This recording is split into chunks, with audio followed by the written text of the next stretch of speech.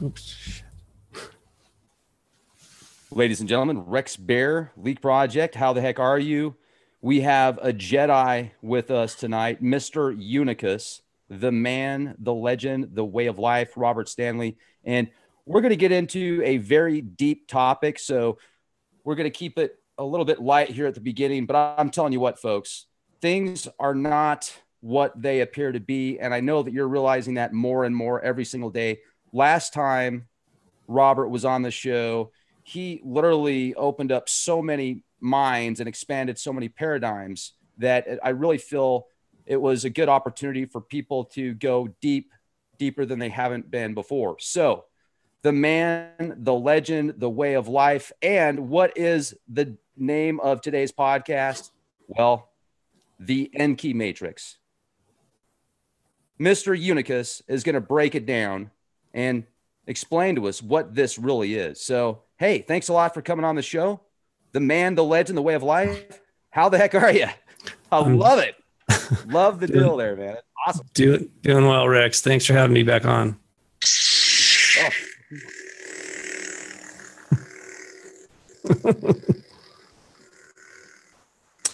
Yeah. So before we get into the Matrix, I got to explain something. You know, I told you that Malibu was an epicenter of evil. And just this year, another man committed suicide on the beach where I saved that boy. He shot himself in the head and washed up on that beach. That was tragic, but it wasn't the only one. The same day that the events transpired in Las Vegas, earlier that day, another man jumped from a helicopter into the ocean and died. It was intentional suicide in Malibu. Later that day, Tom Petty died of a heart attack, most likely due to all the heroin he'd been shooting up for like 15 years or something. And just recently, I found out that one of the people that I knew in Malibu, his name is Dennis Dragon. He was a drummer for the Surf Punks. Comes from a musical family. He committed suicide. So the numbers are growing, unfortunately. And I feel powerless to stop that. I wish I could. But I know we're going to have some fun, but I also want to encourage anyone who has children in the room watching this, you might want to ask them to leave, because some of the things we're going to discuss are really shocking. You know, Robert, it's very interesting, the synchronicity. I received a shirt today in the mail, and I told you this off air, so I want to share it with the audience because I think it's important. And if you see here, it says at the top, never underestimate the Leak Project. But the interesting thing is, it is literally Darth Vader, as you can see. And you know what's interesting, you guys, is I don't even know who sent this. I've got literally a blank bag and no letter, nothing. And so then I didn't talk to Robert about it. And then he's literally got a Jedi. So it's just crazy synchronicity. This night was meant to be, is what that comes down to.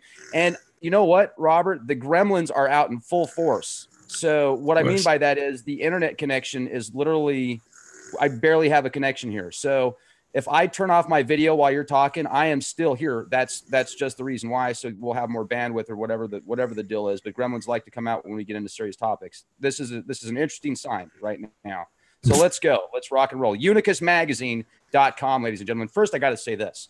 I read your article on Sin City's, on the Sin City blood sacrifice. And wow, you connected so many dots, so many names that I really want you to get into that as well. I think that's paradigm right now. Okay, sure. We need to back up a little bit, get a running start at that. There is a war going on in the Matrix. And it was started by Enki. It is part of the Matrix. The conflict, he needs that. They need that in order to keep us engaged in good and evil, justify the violence, mix the truth with a lie. In fact, that is the first casualty of war, truth. So much of what we see or told is fake. It's a lie. And this is one of the reasons that I chose this particular persona today, is because the Jedi are known for mind control. And it's prevalent on both sides of the Force in the Matrix. Some of you might have heard that old phrase, solid as the rock of Gibraltar. It was a Prudential insurance commercial for many years, when in fact, that entire rock is hollow. It's a cave system, and it's currently controlled by the British military. I've been in there. It's a very interesting place. It's a massive cave system. Some people claim it goes all the way over to the other sides of the Straits of Gibraltar, to Morocco, under the water. Because it wasn't that long ago that the Mediterranean and the Atlantic were separated there, what they call the Pillars of Hercules. Just something most people aren't aware of. And I'm just giving that as an analogy. There's a lot of things that are right in front of us that we don't understand. So at this point in history, most everybody knows or would agree that Hitler faked his death. That is, the term for that is called pseudocide. Now, why am I bringing up Hitler? Is because he was obviously very famous, and he was also very powerful, but he had a lot of help getting there. And the same is true for what we're going to discuss here. There's a lot of nefarious powers behind the scenes that are pulling strings. So just think about this for a second. If Hitler survived, wouldn't he still have been the Führer, no matter where he went, even if he was stepped outside of Germany? Okay, so the Third Reich didn't really fall. If they had their leadership intact when they left, more or less, they could have reconstituted the Third Reich. That seems to be the theory right now, but I'm bringing this up for a reason. A very unpleasant realization. As you know, it's been in the news this week that President Trump has ordered the release of more of the documents regarding the assassination of JFK, when in fact, JFK staged his own death. And he lived in hiding for a period of time until he died of Addison's disease. But at that time, his brother, Bobby, faked his own death and went into hiding and was actually the president. Now, most of what I'm telling you was written by Miles Mathis. And I came across this when I was looking for more information about what really happened in Las Vegas, specifically the alleged lone gunman. Once again, it feels like the JFK assassination all over again, except on a different scale. Now, granted, I was writing about the sacrifice, the satanic sacrifice in front of the pyramid, the Luxor pyramid, and the Sphinx, and the obelisk, and many other synchronicities or very strange things that could not have happened just by happenstance. This was all planned, clearly, and it wasn't the work of one person. But you have to understand, to this day, most of us are living a lie. We are under the illusion that what we've been told is true, and nothing about it is actually true. One of the other things that I found when I was reading the research of Miles Mathis, was that JFK had a gay lover named Lem Billings.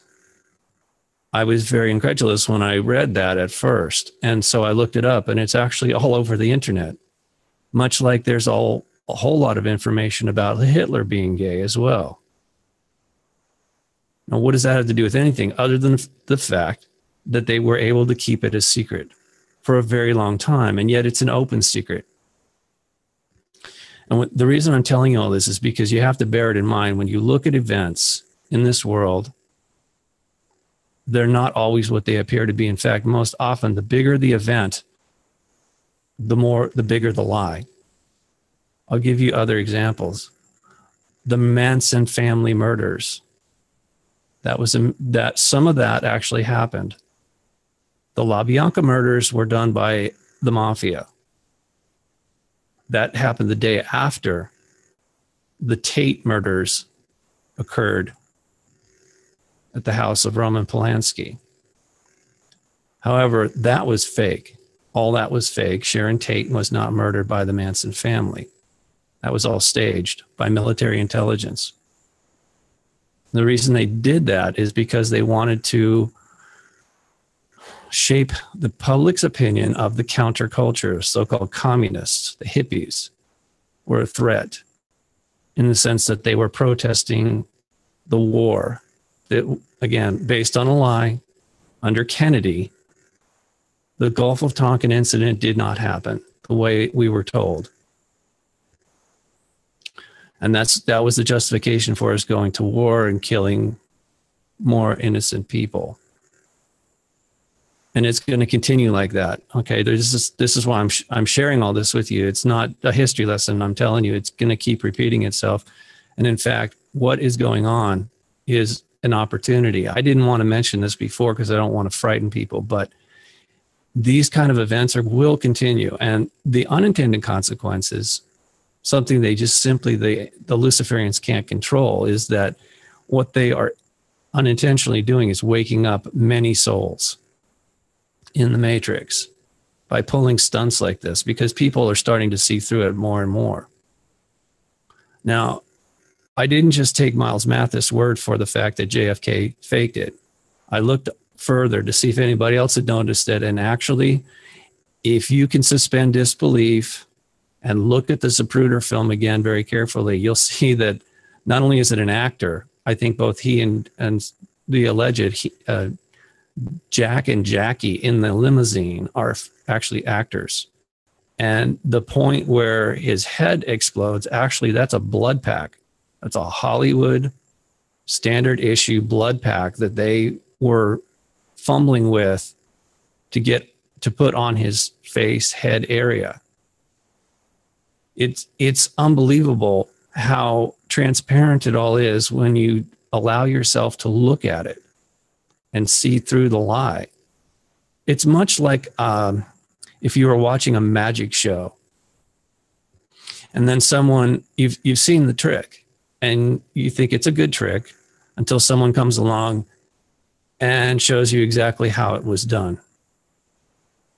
Sort of like if you were watching a movie and you could see all the people behind the camera, if you could actually see all that, it would ruin the illusion of it being believable. So the same thing is true for what we have to now talk about in Las Vegas. We don't know if Stephen Paddock even died. We don't know what or who that body was, but that we know that there's a history of the military intelligence media complex faking events like this.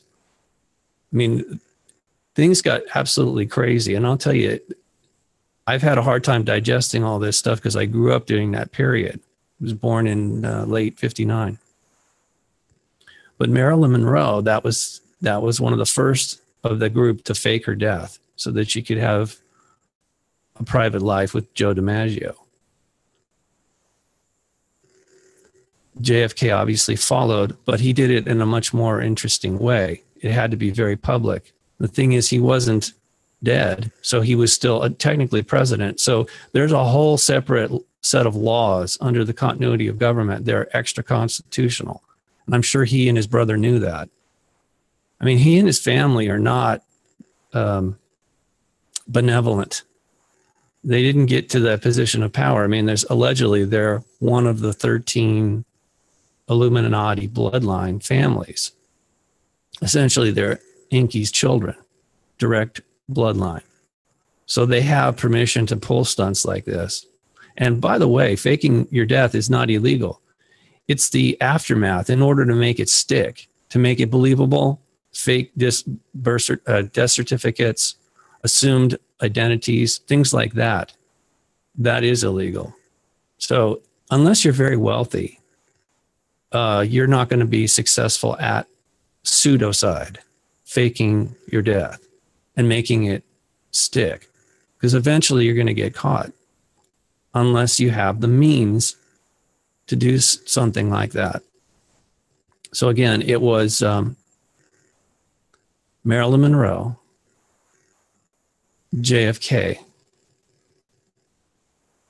Bobby Kennedy, Sharon Tate. By the way, Bobby Kennedy actually was staying at the house of a Hollywood movie producer in Malibu before he went into the Ambassador Hotel and was allegedly murdered.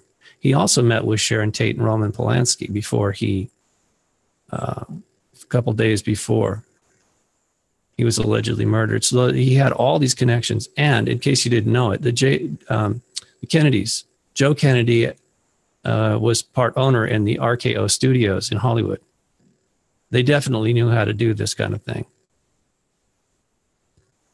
So why am I telling you all this? Again, it's because there seems to be similarities. Oswald was not the shooter. And he didn't die when he was allegedly shot by Jack Ruby. There's a quote here I have to find on my computer attributed to JFK. Hold on a second. I think I sent it to you in Skype, but I'm going to read it to you anyway here. The morning of his death, the morning before he was allegedly shot, he said, "If somebody wants to shoot me from a window with a rifle, nobody can stop it. So why worry about it?" So unless he knew that that was coming, that was a hell of a good guess, or he actually knew that that was part of the script for that day. And I don't think that was him in the car. In fact, I'm almost positive that wasn't him in the car. There's no need for that. And it certainly isn't his body in the autopsy. That's for sure. So the level of lies is astonishing, but it's a web of lies that continue to this day. And we're not going to be told the truth. This is further obfuscation. What's going on with them releasing more of these documents? So, as I said, it was a series of people faked their death. And then they also faked around 68, 69, they faked the moon landings, which again was something that JFK had initiated. It was never going to be what we were told. And again, that was done by military intelligence media complex so that they could allegedly fight the communists. That's what we were told. They diverted 5% of the U.S. economy into this film, this facade of fake moon landing. So do you think they could fake certain things that happen elsewhere in the world later in life? Of course. Of course they can. But to what end? What we're being told is that there is no motive for Stephen Paddock doing that. There's no way logistically he could have done it anyway, because there were other events that transpired that night and other hotels, casinos were attacked. I don't know if people were killed there or not, but they want us to believe that, but they won't admit it. It's very bizarre. The only place, one of the few places that wasn't attacked that night was the Luxor Hotel. And I believe that's because everything was coordinated from there because it is a satanic temple. I found proof of that. I mean, they literally was just out in the open. They, these Satanists, Luciferians, they go there. At least on one occasion, they admitted that was one of their high holidays, was December 24th, called Climax Day or something like that. It was really bizarre. But it's all in the article. Now, unfortunately, as I wrote that article, I started finding some things about Stephen Paddock's family. Now, everybody at this point knows that his father was arrested by the FBI back in 1960s in Las Vegas for being a bank robber. And that somehow, some years later, he escaped and was living under an assumed identity. So I'm sure that the military intelligence knew Stephen Paddock because he was a federal employee for a number of years. He'd worked at the federal level as a mail carrier, postal service, but he'd also worked for the IRS. People don't want to talk about that too much, but obviously when he was working in the aerospace industry, he had to have some level of security clearance to look at the books, to be an auditor there. You can't be looking at the financials because most of that stuff is black budget anyway. Do you think that, okay, so he did it so they could put more money into the war? Is that what I heard you say essentially? So that they could spend more money on the fight against communism, made it look like they were trying to paint a picture as the communists did it? In the past, yes, but now it's ISIS and Antifa. Okay, wow. So that's the new bogeyman. We have to. What I meant to say, I was going back to JFK for a second. Okay. So that's right. I'm sorry, I should have clarified that because you've talked about the JFK at first. So at first they wanted to paint the picture on JFK got shot by somebody that was a Soviet or something like that, so they could fund the war machine. It was a way of no. Kennedy wanted to go into hiding. He knew he had created a lot of enemies. I mean, it's very, even his election was questionable. Without the help of the mafia, he probably couldn't have done it. In fact, I'm sure he couldn't have. The whole thing was a setup. Much of his life was not what we are told.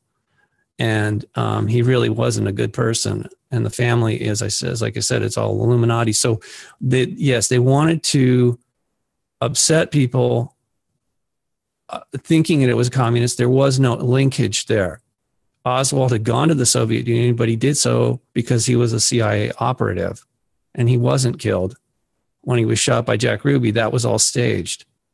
You can actually see in one of the photos, there's a microphone hanging and there's lighting all around. I mean, it looks like a Hollywood set when he was shot.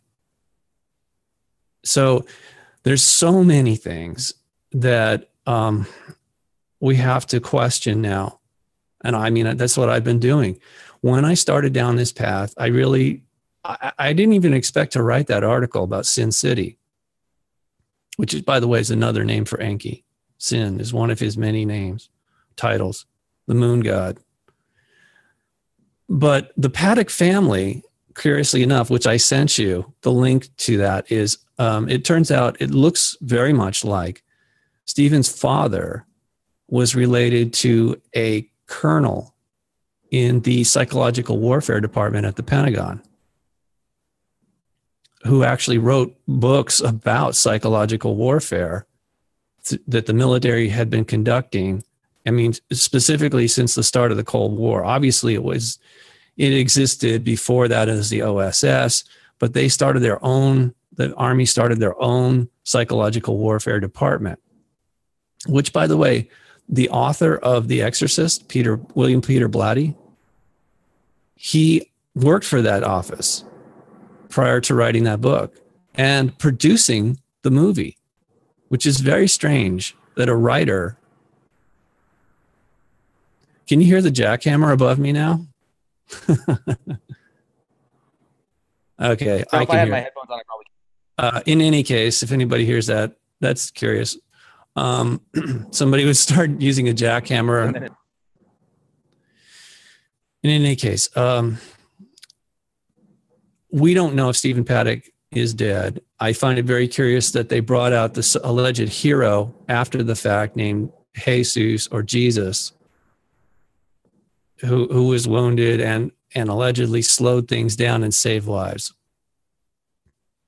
Was scheduled to talk to the media, and then he backed out only to appear on the Ellen show and nowhere else, and was given a check, a very large check. You know, I mean, the whole thing stinks. Every last aspect of this story does not add up.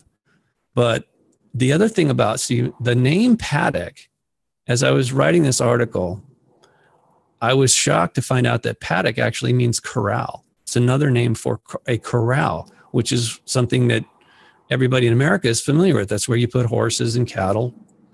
And oddly enough, it was a country western event, and people were herded into a paddock and slaughtered, allegedly, in a paddock, a corral. They were corralled into that little arena. It's essentially, it's a very large parking lot, but it was all cordoned off. They were corralled in there, and just like shooting ducks in a barrel from multiple locations. And that's another thing they won't admit, but all the eyewitness accounts say that there were multiple shooters in multiple locations, and not just there. They was all up and down the strip that night.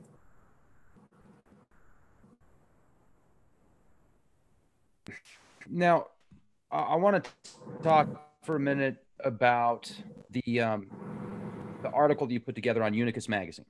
Okay. You broke it down, and you said, you know, Enki, aka Poseidon, aka Lucifer, aka Ptah. I might have said that name wrong, but it's spelled Ptah, the Egyptian god pantheon. So can you talk about what this matrix is? I mean, I was even envisioning writing a script for a Hollywood film, like having this guy like a really good timeshare salesman, right? And his name's Enki. And he's like, hey, by the way, I've got an opportunity for you. Come on over here. Check out this virtual reality headset. And people are like, yeah, let me check it out. And then he plugs them in, and then they're literally here now and he just keeps recycling their energy or something. I don't know, but it's very bizarre. And the quantum physics, that it seems to be at, as above, so below. And also there's really no physical matter. It does kind of appear that we're in this like virtual reality setup. And you look at the holographic universe theory, every sum is a part of the whole.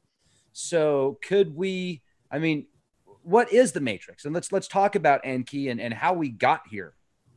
Sure. Well, my understanding is that the matrix is a copy of something that does exist outside the matrix. It took something that was real and just made a duplicate that they then modified. It's not inside a computer per se, but it is a place that has been altered. It's a projection, I guess you could say, like a hologram. So, but you're right. There's nothing physical here. I mean, when you break it down, it gives the illusion of physicality. In fact, I'm not sure anything really physical, solid actually exists. That's just an illusion here. Our souls are not physical, and they exist outside the matrix, but they're remotely controlled to it. Sorry, I'm having a hard time concentrating with this jackhammer above my head, but okay. Well, I read in the audience, they said they can barely hear it. So but I understand when you hear background noise, it bothers me too. And I'm like, what is that? So, but yeah, we don't hear it over here on this end. Good. Barely at all. All right. So anyway, why did he create it? Was so that he could have control and be the Lord, God, Father, Savior of all. He's not at a position where he could create his own universe yet as a spirit, soul. He does have a soul, but he, for whatever reason, I know they want us to believe it was just his ego, and maybe it was. I've told you in the past he went insane. Maybe he did. We can't prove that. It may be accurate. I don't know. It's just something to consider. For whatever reason, though, he created the matrix so that he could be the Lord God. And I show that very clearly, that the symbology of all that is built into the very fabric of our society, including the Great Seal on the back of the $1 bill. I broke that down very clearly in a way that nobody else has. And I actually have had that information for a long time. I've been sitting on it. I just didn't feel that the time was right, or I just didn't have the opportunity to present it in the proper context. And I think that really is accurate and appropriate. So it's symbolic that he has created this fake universe that he administrates over, and that we are enticed to participate in, much like an amusement park. It's not real, but it's real enough that you can suspend your disbelief or skepticism of the illusion. And the thing that is so unique about this place is that it is a mixture of good and evil, truth and lies. And there's always conflict raging here, because that is just like, look, when you play a video game or you watch a movie, there's always the villain, or there's some goal that you have to, there's an obstacle that you have to overcome. Well, there's plenty of obstacles here in the Matrix, and it's a challenge on many levels. And this is one of the reasons we come here, is to experience that virtually. That's all we leave with when we leave here is the experiences. We are honing skills here that we would never have the opportunity to do so elsewhere. Because, as I said, this doesn't exist. This dynamic doesn't exist anywhere else. So, and we know it's not really that harmful. When we come in here, in fact, our parents know that it's okay to let their children go to an amusement park because they're not going to be harmed. It may scare them at times, but they know they're going to be safe. So the same is true when we come here, and in fact, we are, I believe this is true, is that our souls, the souls that came here were children. They were still seeds in the garden. They were not fully mature. So there was an attraction in that regard. They didn't fully understand. And Enki, being an elder brother, it was fairly simple for him to lure us in. Now, even though he did that, we may not have fully understood everything that was going to happen when we attached our souls to the Matrix. We agreed to do this. And our parents permitted us to do this. They permitted this entire thing to exist so that we could have these experiences and ultimately grow from them. See, there's one of the major differences here is that everything is based on competition. You can choose not to compete, but in fact, everything about the Matrix is based on laws and competition, cruelty, corruption, and I mean that's the evil side of it. But outside the Matrix, none of that applies. Once you detach from the Matrix and move up to the next level of being, which I consider we're just going to have to call it the fifth level. Let's just call the Matrix the third level. Their souls are parked in the fourth level, which is a very weird place because there's Enki and his crew are still running around, but they don't have full control there. They're just really good at selling us on different things, usually based on lies that they tell us. We agree to do all kinds of stupid things like staying in the Matrix for far too long. But in any case, this is serving a purpose because outside the Matrix, everything is based on cooperation and compassion. Once we get to the fifth level and we're fully spirit again. And by the way, it doesn't mean that you're just a ball of light. With our consciousness, our divinity, we can create anything we desire or can imagine, especially when we work with other spirits to manifest things in the cosmos. It's designed that way. It's all about creativity and cooperation and compassion. So the opportunities that we have here are unique, and they seem horrific and tragic. But in fact, most of it, as I said, it's based on a lie. That's one of the other things about Enki or his son. Now, I'm not really sure if Satan is one of Enki's children or if it's just another persona that he puts on because he is, whether he's suffering from multiple personalities or if he's just very good at taking on different characters, much like I've been doing with you. This is something that we have to consider about him. He plays the good cop, bad cop. Lucifer, in fact, if you look at the historic record, Lucifer has been considered the good guy throughout time. And his counterpart, supposedly when he fell to earth and became Satan, is the bad guy. So, but it's the same guy, or it's the same family. In fact, this is one of the things that the language I use to help put this in the proper context is that the tree of good and evil is actually a family tree. And that although we're all related, when he created this matrix, it's like we were adopted into, it's like going to a boarding school. You become part of that family, part of that culture. And so that's part of the symbology of the tree of good and evil. It's a family tree. It's a bloodline is the way we look at it, even though, again, physicality it's an illusion. These bodies are part of the matrix.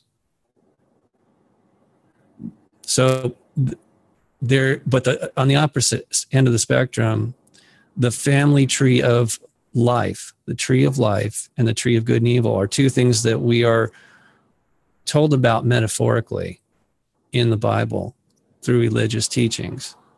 But the family tree of life is where our souls and our spirits came from, and that's where they will return to ultimately.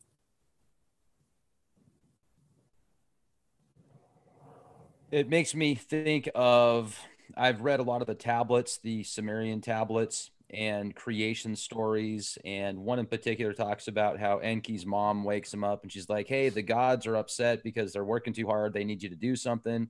So then Enki and his wife, his female counterpart, they start creating humans out of the clay of the earth. And they get drunk before they do it. They start drinking beer, and then they start creating humans, and like, oh, okay, I'm going to counteract everything that you create. So Enki's wife would counteract everything that he made. And they're like, oh, I made this person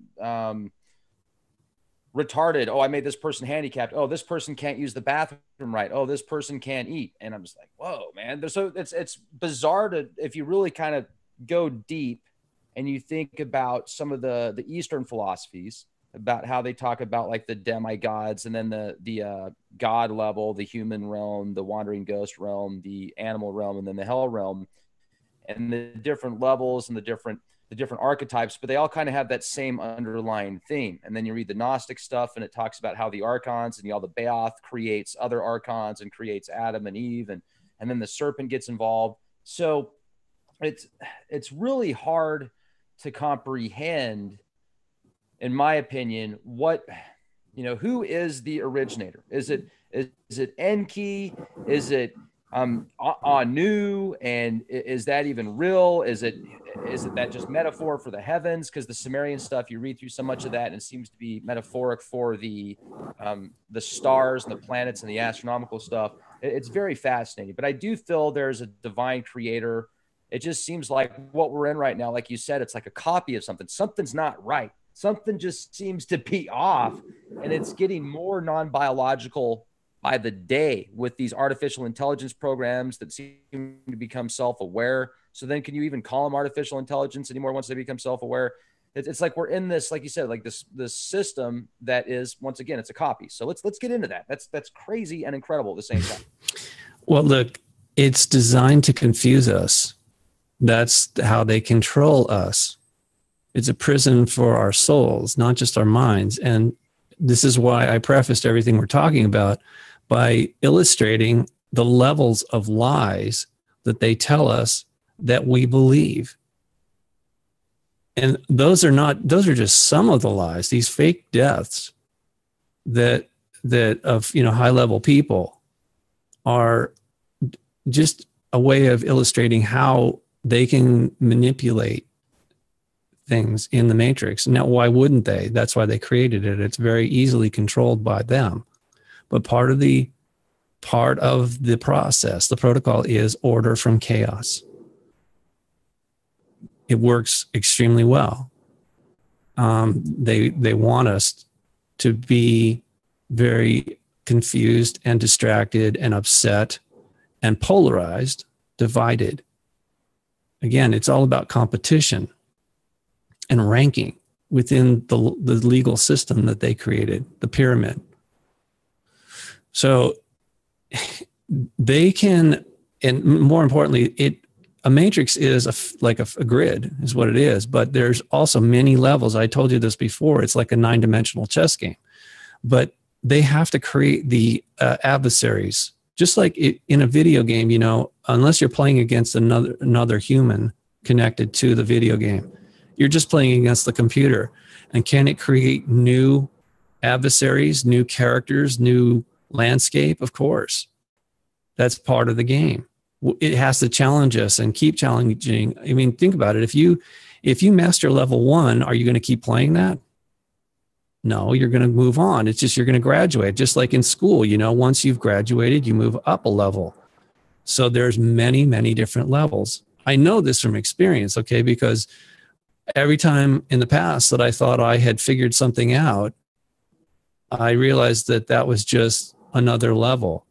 It wasn't the full understanding that this thing is compartmentalized, and we're not permitted to know more. We have to earn that. We have to literally move up. I mean, even in the secret societies or the intelligence communities, that's how they do it. You know, it's compartmentalized. Not everybody needs to know everything. Only the people that are at the core of this thing, the true command and control center, that core group, only they know exactly what's going on. And of course, they're not going to share all that with us, because then it would make it virtually impossible to control events and us.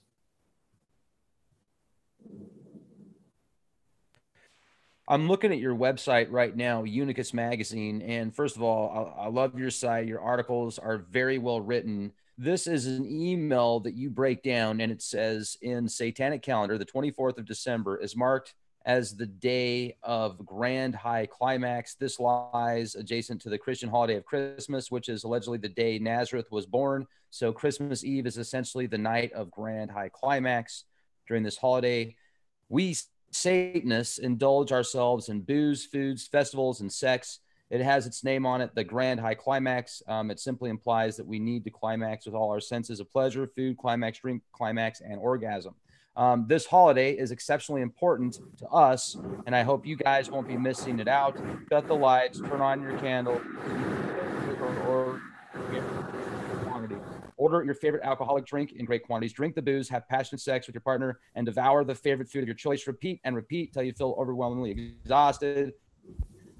That's the grand high climax that gets you closer and closer to Father Lucifer. So that is a very interesting email. And where did you get that? Somewhere off the internet. I don't recall. I surf the net every day, but I don't. It's not random. I usually start off with a premise, keywords, and then I follow it, and I never know where I'm going to end up. That's how I found that JFK quote the other day, actually last night. So, yeah, it's not an accident that the grand high climax is December 24th, because the whole narrative about Jesus of Nazareth is based on it's fake. It's setting us up for the second coming of Enki, Lucifer, whatever. I mean, it can't be anything other than that. I mean, I think we talked about it before, but I'll just run it by you again. I do think there was an elder soul brother that came here into the matrix to help wake us up and show us the way out, because there was too many of us as souls that had been here for too long and actually fell into the trap of believing that this was real and this is where we belonged. So he did come, he was killed, but everything else, I mean, most of what he said has been distorted. The narrative of his life and all the missing years and all that other stuff, it's fiction, like so many other things. And, you know, you mentioned it before, we don't know if those cuneiform tablets are accurate. I would suspect they're not. That whole thing, I mean, it's just one lie packed on top of the nut. It is a web of lies. This is one of the titles of Lucifer or Satan, is that he's the father of all lies. He's not just Father Lucifer, he's the father of all lies. You know, the one true thing that he said to me that brief time that he got into my face was, I am the Father. I didn't know what that meant, but that was a kind of a foolish thing for him to tell me, because it was a very important clue, an identifier of who he is, who that individual really is. So I look at this as, this isn't a theory, okay? What we're discussing here is more like a deconstruction. We're working backwards on some of this stuff, because they won't give us the answers. We have to, like, it's like a detective working a case.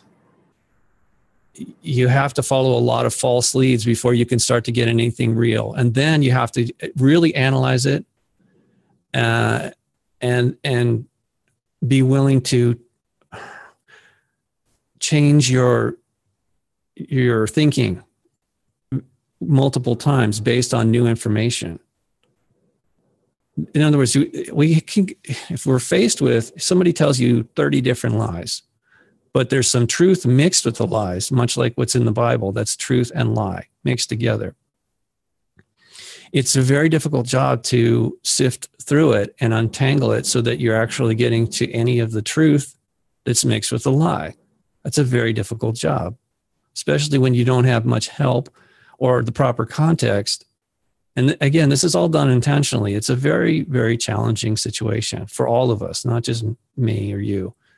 I know, because a lot of people write to me and they're very confused. It's not just because of what we're discussing. They're just confused anyway. And then they hear us talking and they go, wow, maybe this guy knows something. Let me ask him like 10 different questions, which is fine. I'm not going to keep doing that forever, though. I just can't. Logistically, I can't keep answering all the emails. I appreciate people wanting to speak with me through the email. And actually, Rex, I've had a lot of people, and you probably get this too, a lot of people want to talk to you. It's like, oh, I got to talk to you. Can we Skype? I'm like, yeah, well, I'd love to, but I don't have that many hours in a day. I have things to do.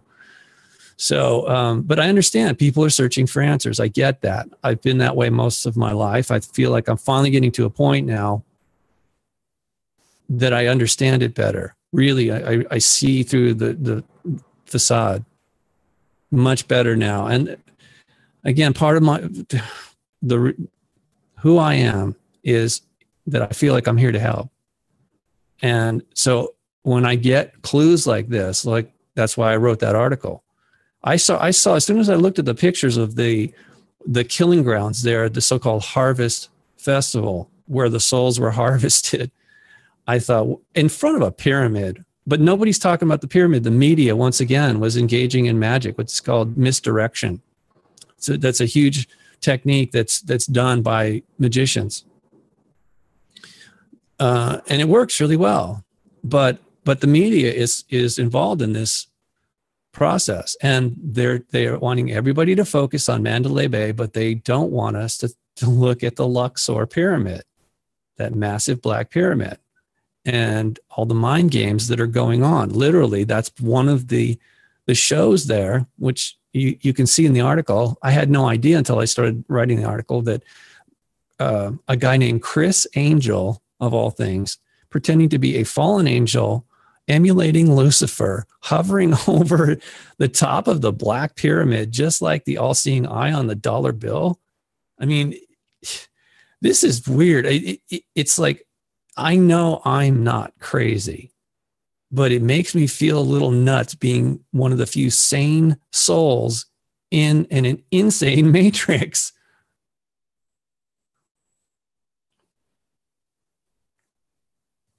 After you had that experience with Enki, did you like ever feel that same energy again? Like he might be there, kind of keeping an eye on you, but just not showing himself?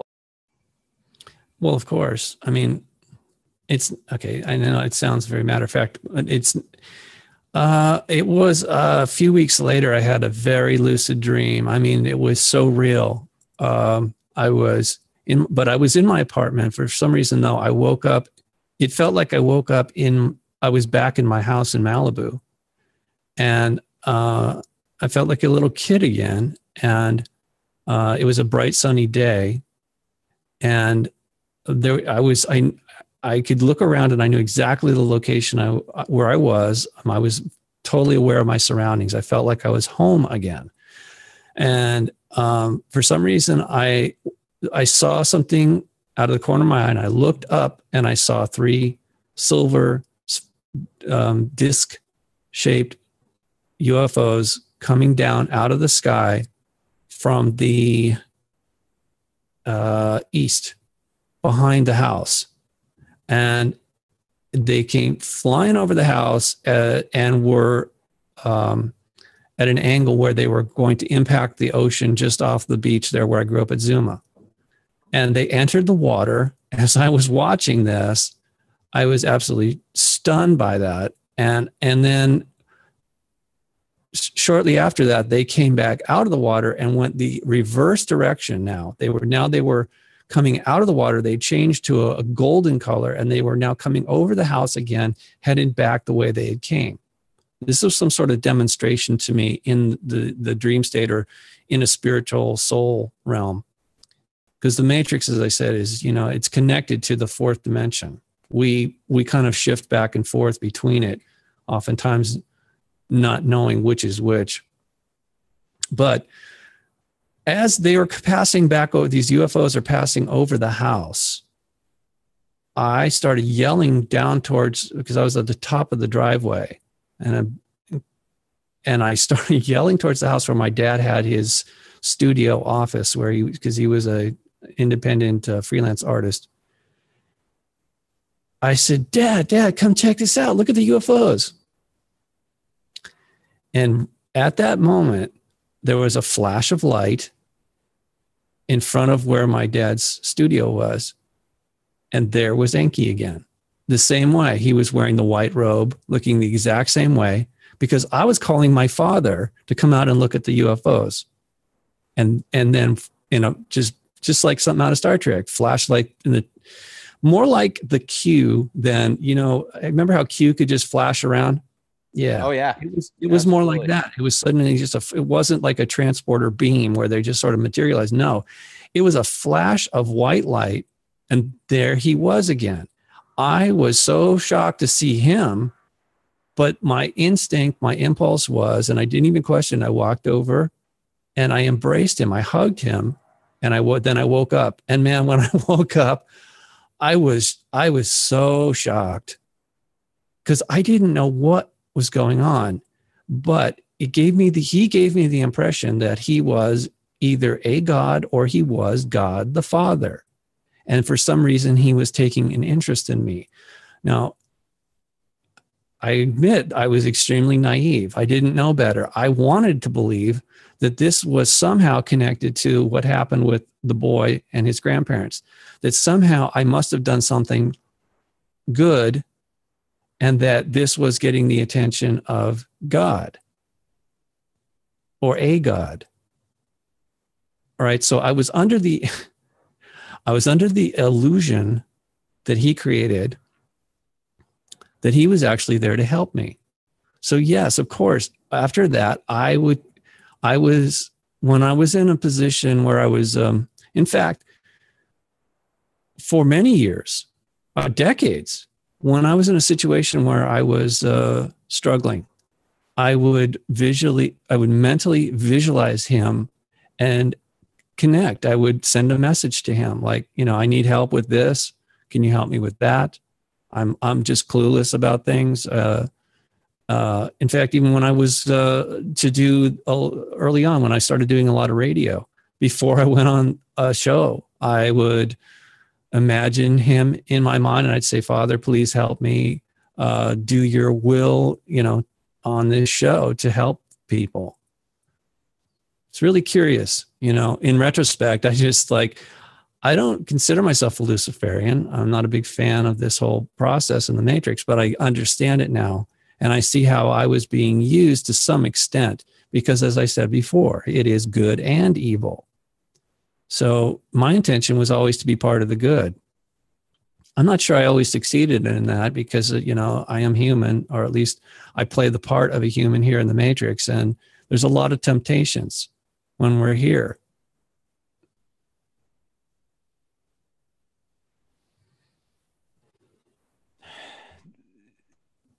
And you think that also we're kind of created to where there's that fear-based factor that some people, based on religions now and the genetic makeup, that maybe. So, I mean, did Enki actually physically make the human body and this construct, do you feel, as well? So you say it's a copy. I mean, is he recreating this in this virtual reality network, like in a physical form, or is that? No, there is no such thing. I mean, that, look, we can, everything is spirit based, including the matrix, but it has the appearance, it feels the illusion, it gives us the illusion of physicality because things are much more constrained and controlled here. Once we're in the fourth dimension or fourth level in our soul body again, we can take on all kinds of appearances, but it's not physical. In fact, like I said, nothing about the matrix is physical. It just has it gives the illusion of that. When we play video games, it looks real. It gives us a sense of reality, but it's not. And the same is true here. I mean, from what I've experienced is, they tell us that two physical objects cannot be in the same place at the same time. Well, that's true. That's one of the rules. That's the code. But two spiritual objects can be in the same place at the same time in the matrix. I've experienced that. It's real. I mean, our souls are not entirely here, but part of our soul is connected to it. Just like somebody sitting there connected through a remote control to a video game. And even when we're watching a movie, part of our consciousness is engaged with the illusion. We start to feel certain things, emotions, thoughts and emotions rage through our bodies when we're watching a movie. So we are participating to various degrees in the matrix. But, the same night that I was confronted by Enki, I was out going around doing things in my astral body, I guess you call it a soul travel. And as you might recall, my grandmother saw me that night and she said I was lit up like a Christmas tree. So I think what she was seeing was actually, I presented myself like this to her so she would recognize me, but she was actually seeing some of my soul as the radiant light of my soul was actually, it was okay to reveal that to her because she was more like a mother to me than my own mother. She was a very loving person and she helped me through a lot of very difficult times. So I trusted her. I still do, wherever she may be. I trusted her, I think she did have a soul, or she is a soul, I should say, that was connected to the matrix. She's probably still here somewhere. And I hope someday she leaves. I think all of us will at some point. And then, as I said before, once that happens, this thing just ends. There's no reason for it to continue to exist, much like an amusement park. If people stop going, it just becomes defunct. It serves no purpose. So the same is true for this matrix. Yes, it can reset itself again and again, and they always kind of like sell it to you in a different way. But it's not permanent and it's not real. Wow, that's incredible. I love the way you put that into detail. Very good. I appreciate that. And so that would make me ask the next question in reference to this new transhuman. I shouldn't say new, but it seems to be this real push for transhumanism, incorporating biology with technology, androids being more humane than humans. Do you think that that's kind of where this game is going, towards a non-biological intelligence communities and societies, etc., where people are walking around and their consciousness is being downloaded into like machines? Yeah, and we're gonna, sure, because these are intelligent machines. They're not just machines; they're intelligent machines. They're artificial life forms, which is it fits because everything is artificial. Everything about the matrix is artificial, but it's based on something that's real life forms. As I say, the tree of life exists outside the matrix. It's where our souls are from. That's where they return to. So the copy of that is the tree of good and evil, the matrix, where they mix truth and lies. And so we are waking up to that. Many souls are awake now, but many more will become awake and aware in the very near future because of these insane events that are going on. I mean, to me, they seem really insane, but here's the motivation. The Luciferians that follow Enki are convinced that they need to keep a certain amount of souls here. They know that we're going to wake up. So they're desperately trying to figure out different ways to keep us here. And this is part of the whole thing about the transhumanist movement, what Ray Kurzweil calls the singularity. They want us to become like, go deeper and deeper into it. And the way that we're going to do that is by interfacing with these other types of life forms, artificial life forms, when in fact everything here is artificial. It's just another level of lies within the matrix that will fool people, the souls, I should say, that are here connected to it, will be further fooled. And because the thing is, they have to choose this, Rex. So they are selling it to us as being something special. We can be smarter, stronger. I mean, look, Putin just said it this week. He says the new level of technology for the military, the soldiers, these super soldiers, he didn't use that word, but that's what he was talking about. Super soldiers are more dangerous than nuclear weapons. That's what he said in public, because he knows, I'm sure, whether he's actually a soul or not, he knows. And this is the thing. The level of competition is going to be increased because everybody's seen Terminator at this point. They are preparing us to compete against artificial life forms. It's not going to be a peaceful transition because nothing about it in the Matrix has been that way. It's always been a conflict.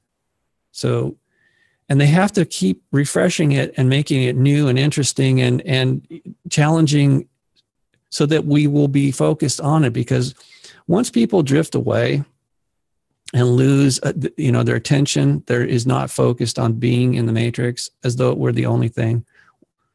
Once we turn away from it and go within, they've lost us. Our souls start to migrate or disconnect at the very least.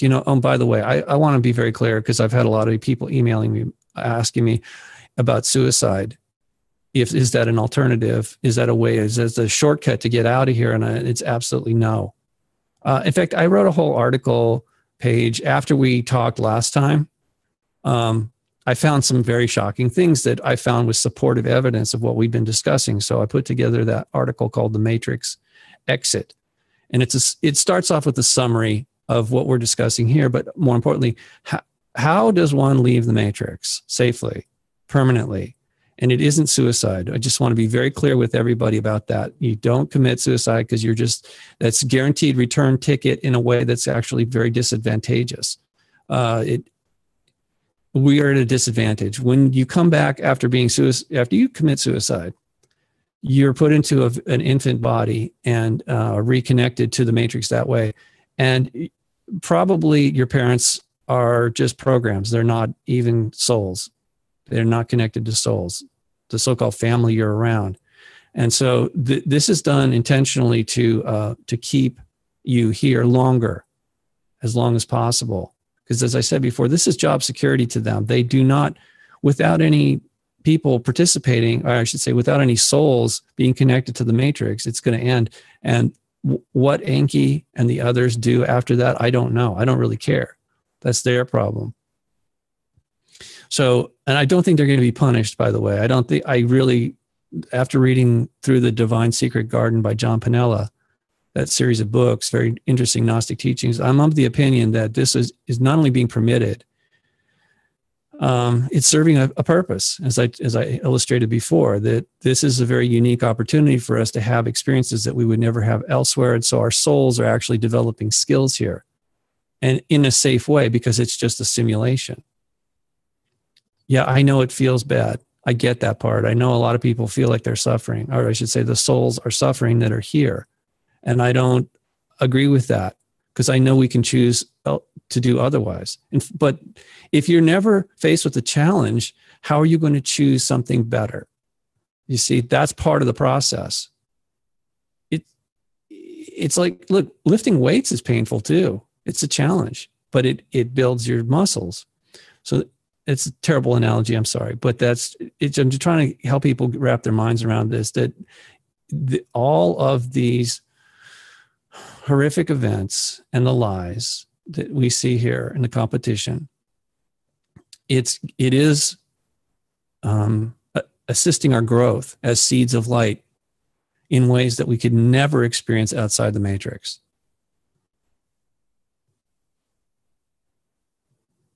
Well, that's what I've said before. I feel like we're in some type of boot camp. I mean, we're here for a reason. We're learning, and you said it spot on when you brought up how we take our experiences with us. And I've thought that so many times before. These experiences that we have an opportunity every single day is a gift. It's called the present. It's a present for a reason. And it's tough for a lot of people. And I think that, for those out there, that once you find your groove, whatever that groove is, you'll know, because the universe will present things in front of you that'll just be like, that shouldn't happen, but it did. Kind of like tonight, you've got the Jedi gear going on, and I get a t-shirt that's got Darth Vader on it. So, from somebody that I think I actually got this from James DeWeaver. I think that's who sent it, but he didn't send me a card or anything, but he sent me a shirt one other times before. But it's just things like that. I started doing a lot of research with Inanna and Ishtar, and Wonder Woman in the movie is Ishtar, Inanna. And literally within 2 days of doing research in that field, I meet this lady that does these really cool paintings, and she's got Wonder Woman there, and she's like, "Oh, hey, yeah, you want to promote it on Leak Project? Here you go." Just bizarre stuff like that kind of makes you feel like you're on the right track. And that also makes me feel, what you said was so powerful, and I'm glad you put it this way, Robert, when you said that everything is spirit. So there really is no physical matter. So we wake up from this reality just because this may to some be a denser vibe. If anything, Robert, this is about as physical as it gets, because this is a very dense vibration. Whether you're reading the Gnostic stuff or a multitude of scriptures, they say that this dimension is pretty much about at the bottom of the barrel. Like you've got a couple dimensions in Hindu philosophy where you've got the wandering spirits in the hell realm and the animal realm below us. But a lot of religions and spirituality, like the Gnostics, believe that we're in a very negative, dense state. So once you realize that just changes everything via thought, because mind is mightier than matter. And it's like, okay, it really does start with the mind. So maybe these levels and these rings that we continue to go up, we go into a higher vibration, and maybe we reach a point of light where we can transform matter and transform consciousness, kind of like maybe the ancient pharaohs that were able to astral project into these different star constellations and stuff. Maybe that's kind of what it's about, just different levels of consciousness. And we're just experiencing a very difficult ride right now. So if we make it through this, we can make it through anything. Okay. Well, it's been said that we exist in the mind of God, which is partially true, but it's not the fuller explanation, which is what I've learned is through something called digital physics. And I've told you this before. I'm going to remind you again. Consciousness is just waves, and it's being projected by our souls or spirit. And it's being, more importantly, those waves take patterns. And when they interact and harmoniously, those patterns as they become more slow and interrelated, that is something we could call energy. And as they slow down even more, that's something we would call matter. So again, they took something that was real, made a copy of it, and then slowed it down considerably. And more importantly, as I said, it's a projection. So, like a copy is just really a projection. That's all it is. It's not the real thing. That's one of the things that my dad's guru, Yogananda, had told him, or many people, was that as an analogy, if the Matrix is a movie, I mean, yeah, I don't mean the movie, but if we're in the Matrix and we liken it to a movie, Yogananda had suggested, in your mind, turn around, stop looking at the screen, look back at the projector, follow that light back to the projector. This is an analogy for going within, because that's what I've experienced. And that's what other people have experienced when they have what they call out-of-body experiences or near-death experiences. It's we are returning our, whatever small portion of our soul is projected and connected to the matrix, it can recede or disconnect from the matrix. And as we do that, we wake up to this realization that, wow, I am this light. I am this seed of light connected to a web of light in a garden, a creative garden. So everything is consciousness in that regard. Everything we see is manifestation, whether it be in the matrix or outside the matrix. Even our souls are created, and our spirit is created in that way, using consciousness or intent, these waveforms. They're being broadcast into the cosmos. This is what divinity is. God is an artist. You know, we have that spark of divinity within us, in our souls. This is a poor copy. What we see here is, like I said, it's a lot like a video game or a simulation or an amusement park. It's not always amusing, but it is very challenging by design. So we are learning things from here. Definitely, that we take those experiences, those skills are going to go with us and on a soul level as we leave. And when we leave, I should say, it's all there. It's intact. Nice. That's good to hear. I certainly hope so. You know, this is like a fragment of our soul, I guess. We have actually, Rex, you said something that's important. That's an important distinction, according to what I read in Divine Secret Garden, and I feel is accurate, is that because we see this in nature, things tend to fragment but still be connected, like a tree. Trees are not singular. They're usually in a forest, and they're admitting now, scientists are telling us they're all connected as a family unit, and they actually are aware of each other and communicate. But so allegedly, let's just think about this for a second. When our spirit is born or created in the heavens, in a non-physical realm outside the matrix, that spirit has the ability to fragment itself. In other words, sending out little pieces of itself. If it was a ball of fire, it can send out little sparks in all directions. So, and those sparks is what we consider to be a soul. Our soul is connected to, came from a spirit. So it's very interesting. As I said before, we're all related. I mean, in very intimate ways. And specifically, I'm telling you this so people understand that they're not alone. Their soul isn't just wandering around down here in the matrix to be tortured. It's part of a learning process, and that every soul here is connected to every other soul. And that at some point when we leave, we go back and reconnect to the spirit that sent us here, which is really, and it makes sense, because so one spirit essentially has the ability to become an entire family, just like you created a family, right? You generated more of yourself in that regard, or aspects of yourself, but it's a different aspect of yourself. You know, in other words, it's not always static. You're not always the same thing, and it still has this potential to keep growing. That's part of the most ingenious part of this thing, and the mind of the creator or creators. It was that they figured out a way to keep it going, because if it reaches a level of equilibrium, the growth stops, and that's not going to be good for anybody. So again, I kind of feel like this was ultimately the reason that they let the matrix exist at all, was because it added a whole new layer or level of growth potential to all that is. It reminds me of the film Total Recall, and there's actually a film coming out here soon that seems to be kind of taking the aspect of Total Recall, creating memories that last, you know, you can have a memory that might take a millisecond to create, but it will last your entire life. It will feel real.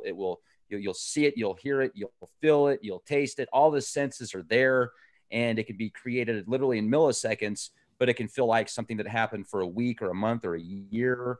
So time is so a part of the beholder. And also when we get into these higher levels and to the next level, et cetera, these higher vibrational planes, time will probably also be different. So I find that fascinating. That's absolutely correct, because as we know, time's relative and it's actually an illusion. It only applies to, I mean, like I'm in the future based compared to where you are, but we're still communicating. Time dilation is something that we know exists in the matrix, but everything, you're right, everything outside the matrix is not, it doesn't follow those rules. Those are just, that's part of the code here that everything operates under. The laws of nature that we think exist only apply in the matrix. Now, a lot of speculation is in this matrix, people are saying that outside of the, atmosphere, all these stars and planets, they're not real. They're just illusions of light, etc. Do you feel that these planets, and I've seen them with my telescope, I mean, they're doing it's either a great hologram within a holographic matrix, or it's a part of the matrix. So do you see these planets and stars as just fragments of our imagination, or, the Truman Show? The entire matrix is that. I mean, it is a stage for us. I mean, Shakespeare told us this. All the world is a stage, and all the men and women are merely actors in a play. So, but the thing is, yeah, the script has been written, but what role do we choose to play? And how do we choose to play it? We can ad lib. We can go off script. We can choose to do that. And I really feel like that was a big part of what happened in Malibu. That even if somebody did kind of set that whole thing up, the fact that I intervened and took that family off on a different trajectory, I understand it now. The reason he felt a threat was because there's a ripple, a domino effect. If I hadn't been there to help that family, they would have gone into a very dark place. Not just the boy and his grandparents, his father, the sisters, I mean, all their friends. It would have been a huge stain in the bloodline of that family. Whereas it wasn't just if you recall, I didn't just help them on a physical level. I went back the next day and looked the grandparents right in the eye and told them something that I didn't even understand at the time, which is you can heal the scars on his face, but unless you heal the scars on his soul, this will happen again. And when I heard myself saying that, I was like, why did I say that? Oh my God. I don't even know what I'm talking about. Now I'm starting to act like nuts, but I know they heard me. They may not have understood it, but if one or more of those grandparents were a soul connected to the matrix, they would react at the appropriate time. They would take action. They would react to what I said and take action to protect the soul of that boy. Okay, so that means at the very least that boy was no longer in a position of weakness, and that there were people, other souls close to him, that were working to help him, as opposed to just letting him go deeper and darker into the matrix and being stuck here. So that's really what happened. That was the process that really that set off the alarm bells. It's like, wait a second, we're doing everything we can to ensure that this soul stays for a very long time. And the more souls we can drag down into the dungeon of the matrix, the better. Let's just call it hell. I mean, that's what they want us to believe, right? That they're within the matrix, there's this heaven and hell, when it's all the same. It's all connected, but the higher vibrations that we can embody through being calm, kind, and creative while we're here, do good, be good, feel good, helping others, right? The being of service to others, all that, choosing to be that way while you're here, it raises our frequency on a soul level to the point it starts to dispel all the darkness and the lies, much like a boat displaces water, our souls actually displace the darkness that's created in the matrix. The evil is displaced by the good. And we can choose that and this is really important for people that want out. You have to prepare yourself, emotionally disconnect, but more importantly, if you're going to disconnect, what is the positive that you can connect to? And I'm just laid it out for you. It's really sounds simple, but it isn't. I always tell people this because it isn't. When you're in the midst of someone that's being cruel, being kind is really a challenge. You know, when people are freaking out, like what's been going on lately, terrorist attacks and whatnot, it's really difficult to be calm. But when you do that, it helps other people calm down. It changes the entire frequency pattern, not just our consciousness on the soul level. You know, I remember this very distinctly. Something happened. We talk about first responders. So, you know, the setup was this, that I was working security, but I went in there, I ran in there, and I was extremely calm when they were absolutely freaking out, you know, and it allowed me to think clearly, to act accordingly, and to do some good in the midst of evil. And that's just how it rolls here. I mean, it's not me. It's just the way the matrix is set up.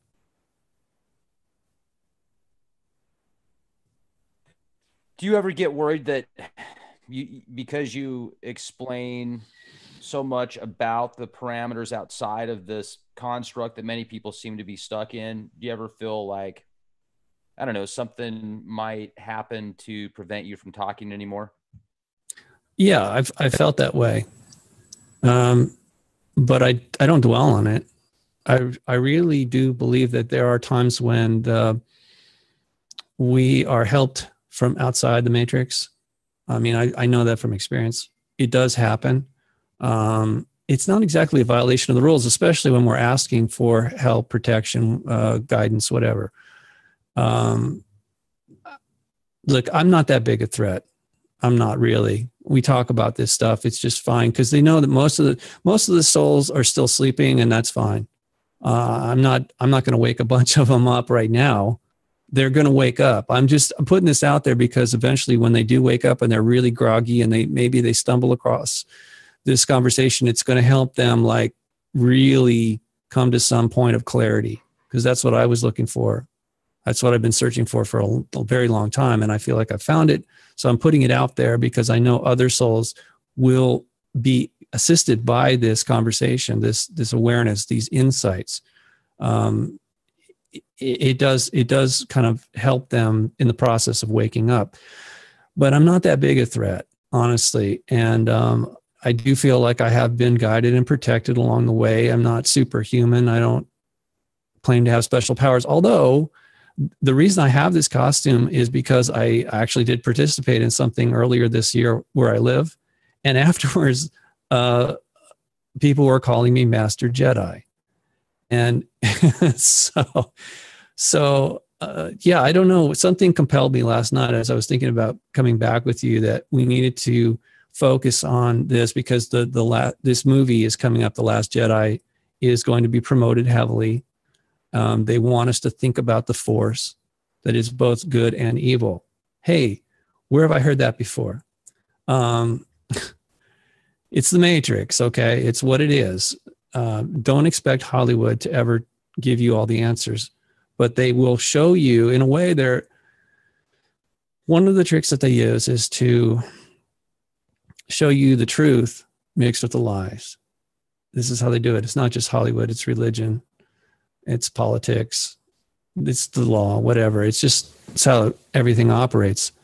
But if you use your discernment, you're going to be able to see how, where the difference between the truth and the lie, and act accordingly. Because, obviously, those of us are souls that are here. We don't want to live a lie, not knowingly. It's one thing to be ignorant of the truth, but I think a soul really desires freedom and compassion and creativity, things that are, and there's just certain innate divine qualities. That's one of the things that the buzz phrases I feel is important, is to reject the profane and embrace the divine.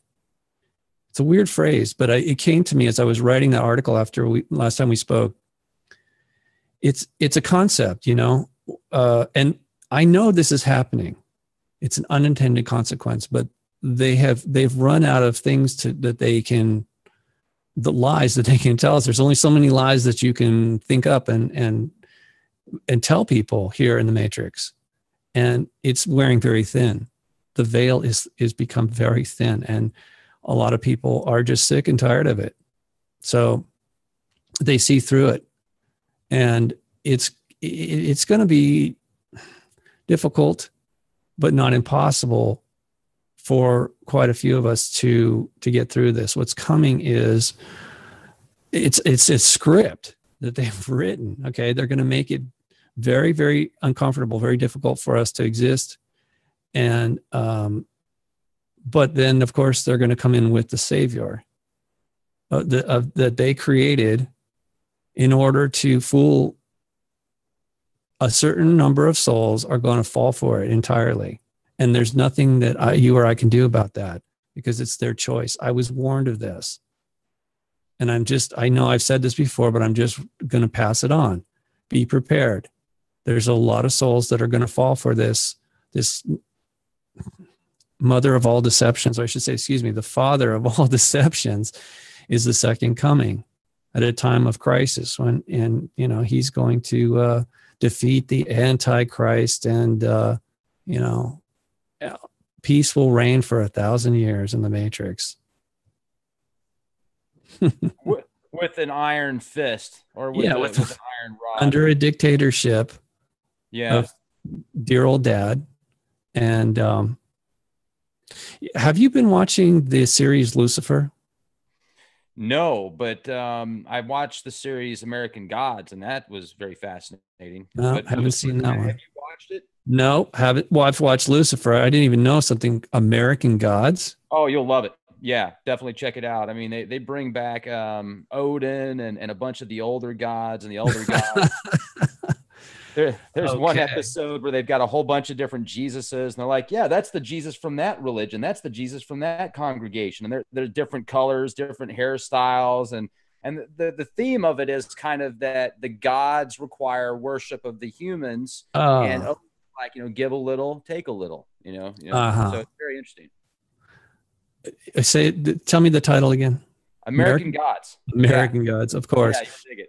Yeah. Okay. So I suggest you check out the TV series Lucifer. 3 different times he throws himself and specifically a man. 3 different times he throws himself and a man through a large plate glass window, door, whatever thing, glass wall on one occasion. Yeah, 2 occasions actually. Yeah. He's fond of breaking glass for some reason. But that's not all. I mean, it's just curious to me that he's in Los Angeles, Hollywood, at a nightclub called Lux, such as in a Luxor. He's there, and he's working with the Los Angeles Police Department Detective Division with a woman who lives in Malibu. So, of all things. And it's just interesting because you see the family dynamic there at work. He talks about his father. He's pissed at his dad. He's pissed at his mom, fights with his brother. But ultimately, he's portraying himself as a good guy. He's sick of hell. So he's come up to Los Angeles, the city of angels, coincidentally. So like I said, Hollywood is a psyop. Everything about the so-called entertainment industry is really designed to shape our perception of reality.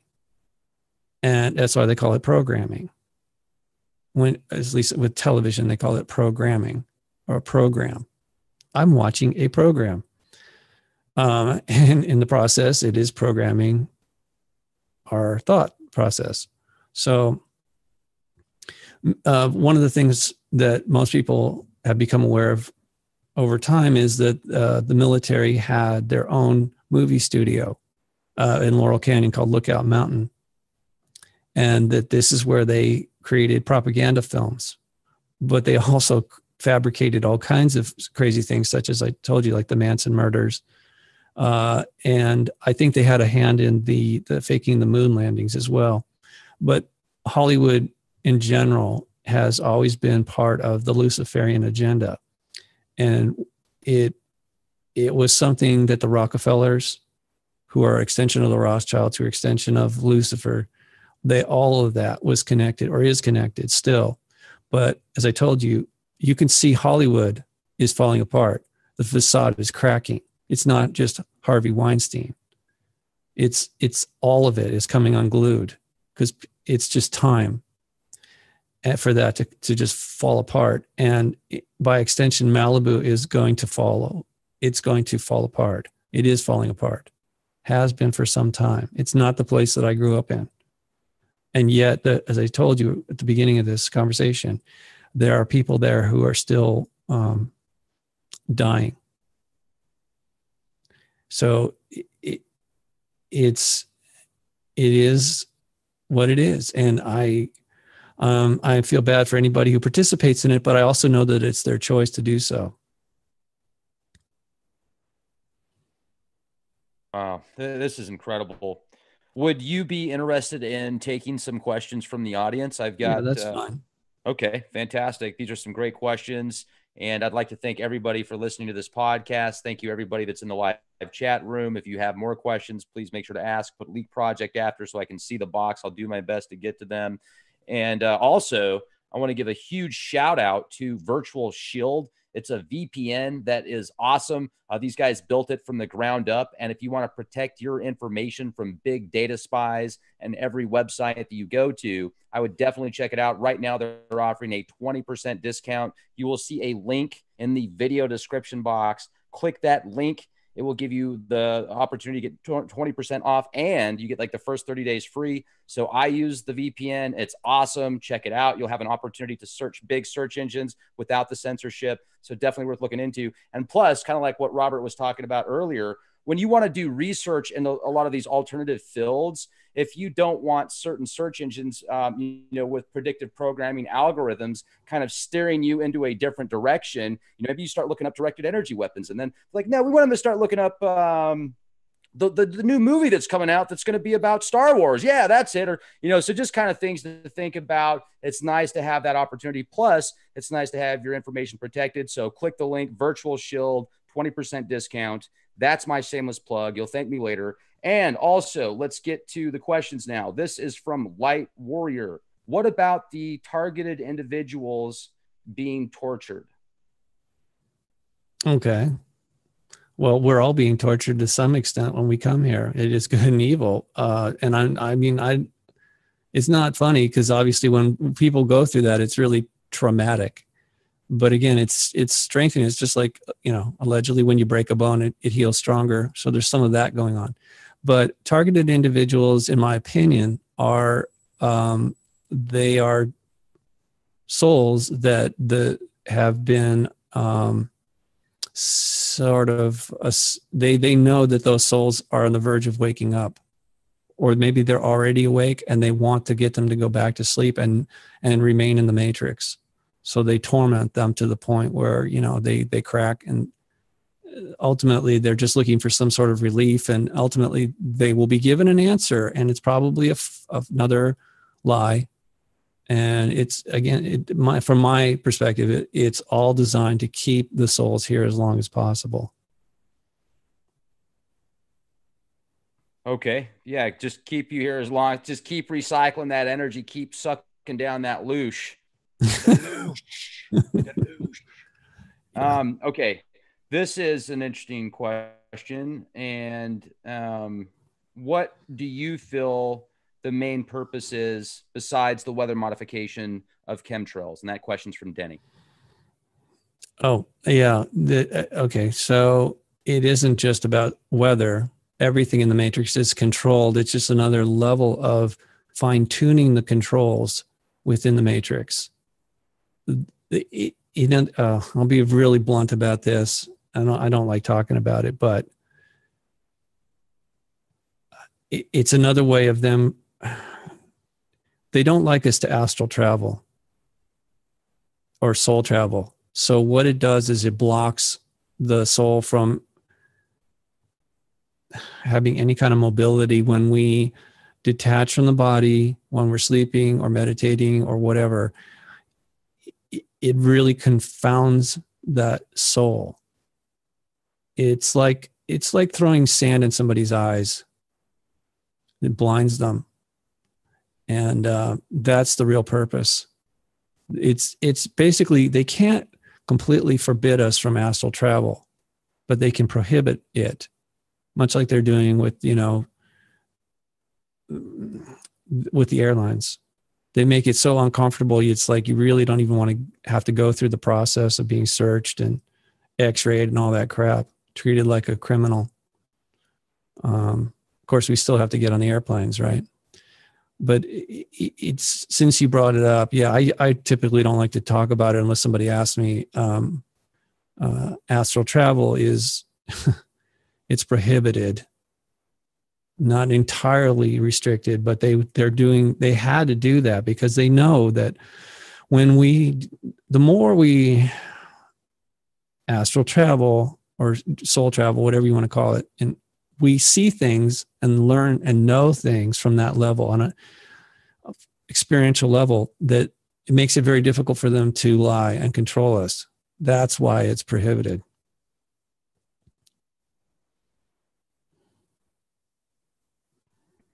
And this question is from one of the moderators. Kay asked this question like 3 times. She really wants to know.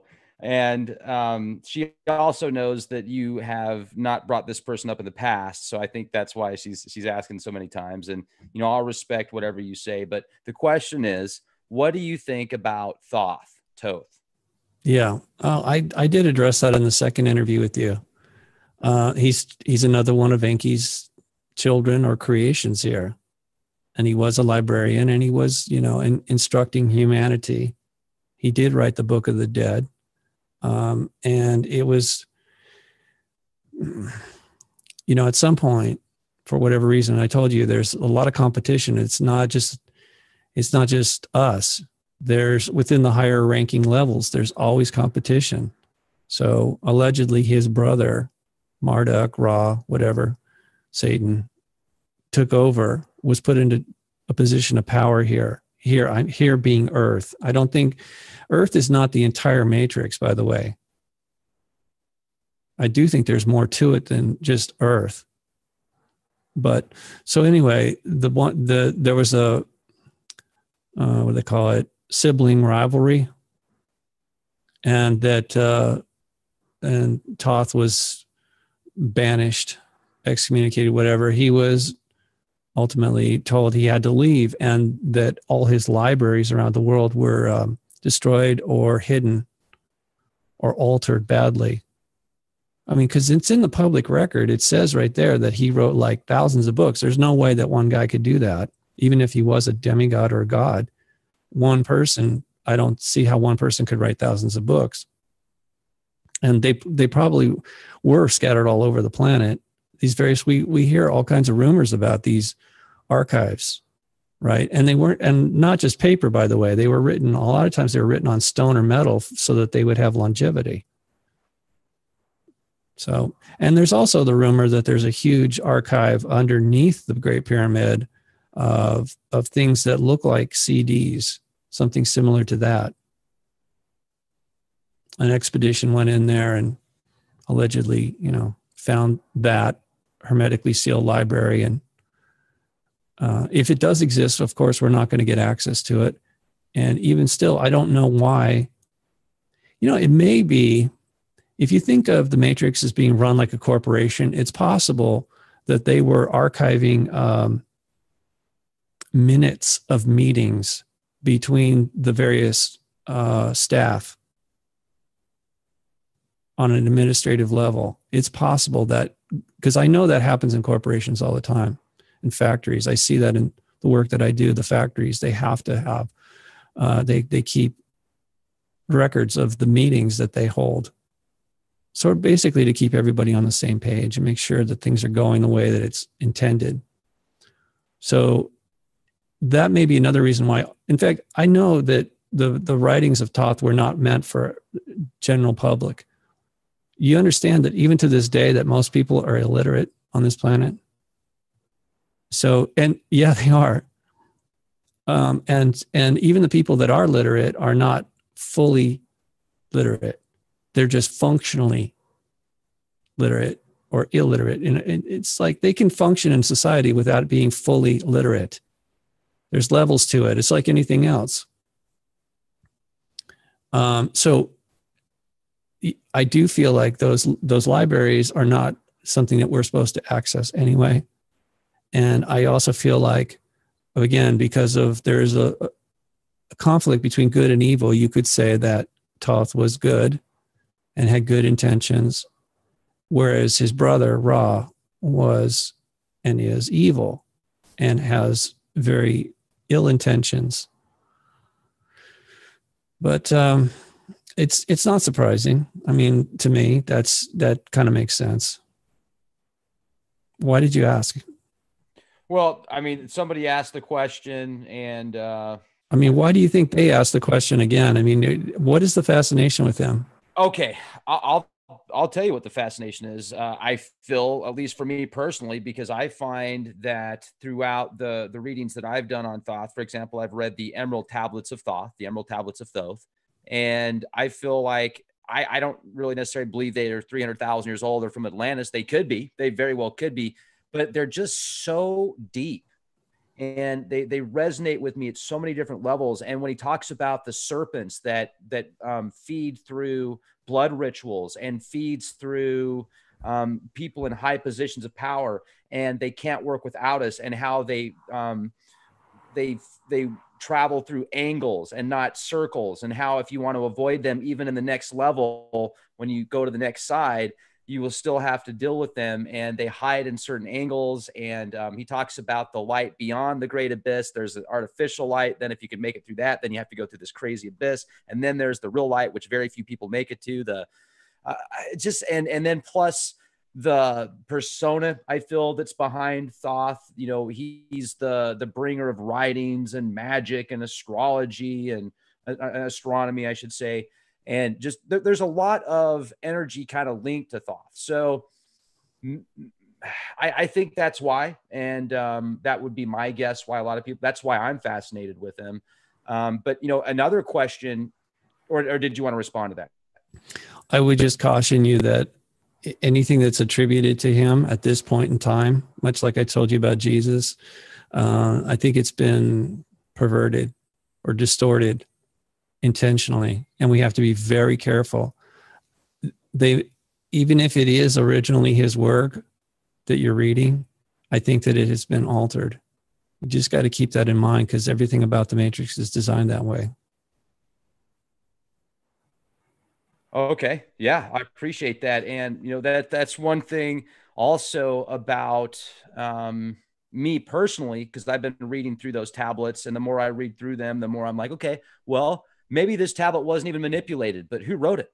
You know, who paid them to write it? Was it an independent reporter, or was it somebody that's working for the king, or working for somebody that, you know, they're like, okay, well, you are the scribe. I want you to write this in the story. And like, even the creation story, the 7 tablets of creation. First, it's Anu that's the creator, and then Marduk at the end takes out Tiamat, and then he usurps up all the titles of all the other gods and all the other rulers. And then he's like, I am the creator of man. I am Marduk. So you're right. It's very tough to, you know, I mean, even the tablets are contradicting each other.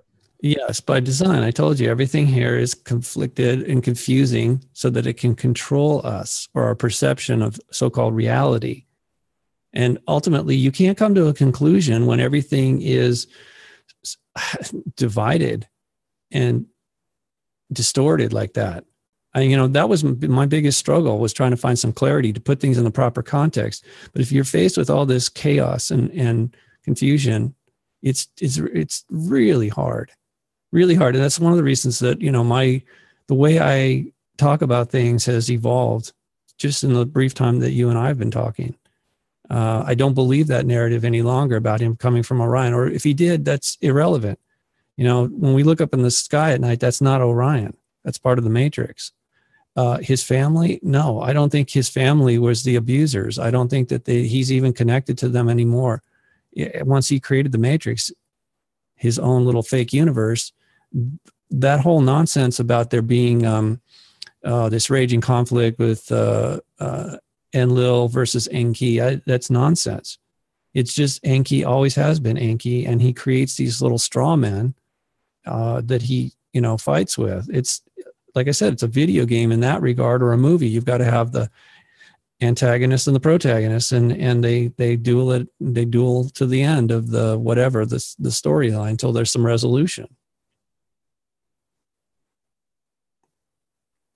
Good answer. I like that. Thank you. And this question is from Robert. He says, is it Enki or Enlil that's Satan? Some people that interpret the writings from Sumer, ancient Mesopotamia, would say that Enlil is the bad guy and Enki is the good guy. What is your take on Enlil? That's the Luciferian doctrine that Enki is the good guy. He's our father, he's our savior, and that he is also a victim of his family. This is what you see in the TV series Lucifer. It is part of the Luciferian doctrine. By the way, Sitchin didn't start that stuff. You know, you can go back to Blavatsky. All her writings, that's all based on the Luciferian doctrine. Most of the inner circle of the Masonic teachings are things that were brought over from the Middle East, where Lucifer is still considered God by the Yazidis in Iraq, northern Iraq. The Knights Templar brought that stuff into Europe during the Crusades. They were Luciferians. They really believed that he was the God, the good God, and that the bad God, his brother, was the one causing all the trouble. And this is based on those alleged Sumerian texts. But, you know, all of this is just theater.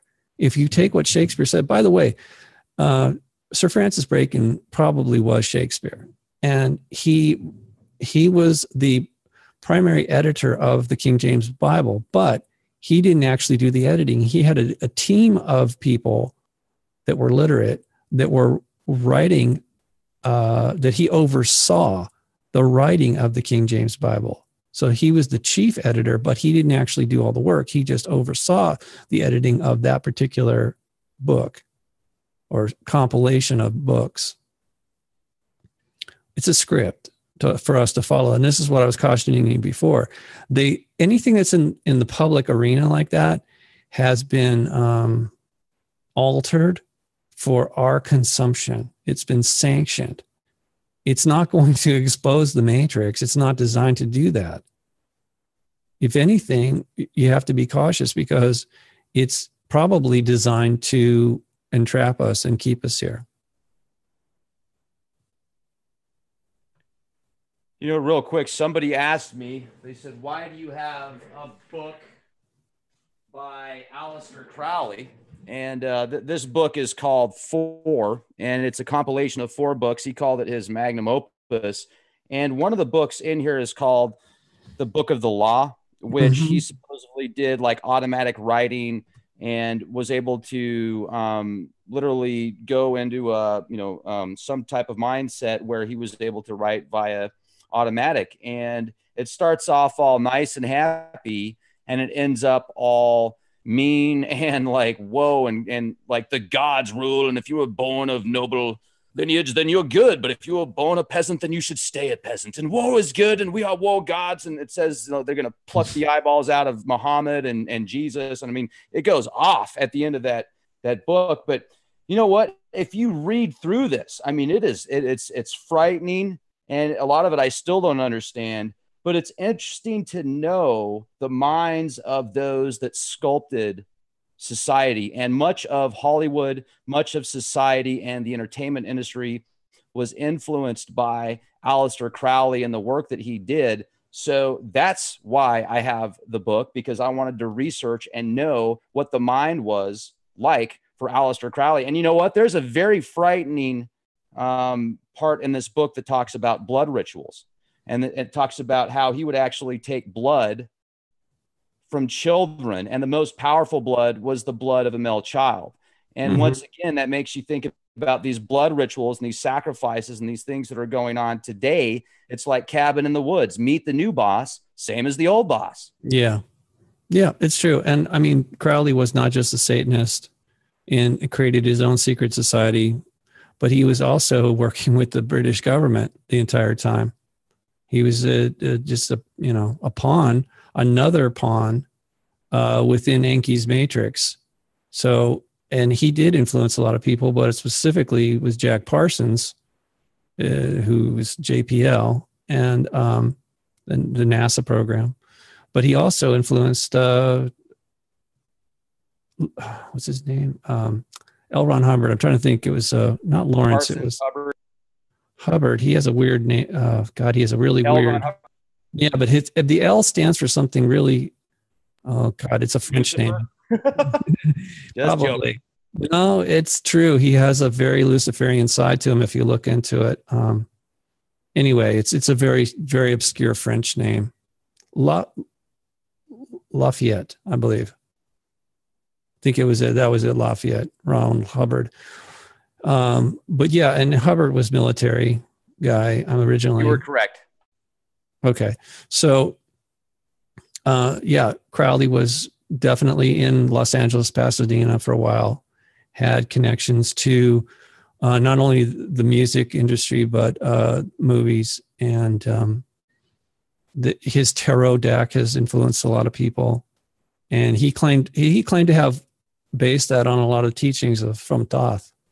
So again, that's why I feel very cautious about everything that they say about these entities. Crowley was just another pawn, but he definitely had some ability, because it was granted to him because he was serving the Matrix. So it's possible the man had no soul, whatever. He could have just been a program within the Matrix that was just there to help support it. We don't know that. It's just a possibility. It comes up again and again that these one of the things that I was reading in Miles Mathis's work, it's just fantastic research, by the way. If you really want to get in depth of the level of lies that are being told to us over time. But he said that a lot of times when one of the misdirections is when the military intelligence, whether it be US, British, whatever, German, they typically will attribute it to the occult, because that way it sort of deflects people's attention, diverts their attention away from who's really doing it and why. I mean, I don't think that's entirely true, because honestly, I do, like I said, the Matrix is Luciferian at the core of it all. I just think a lot of the people in the military have been compromised, as well as in the legal system, obviously within the Vatican, on various religions and secret societies.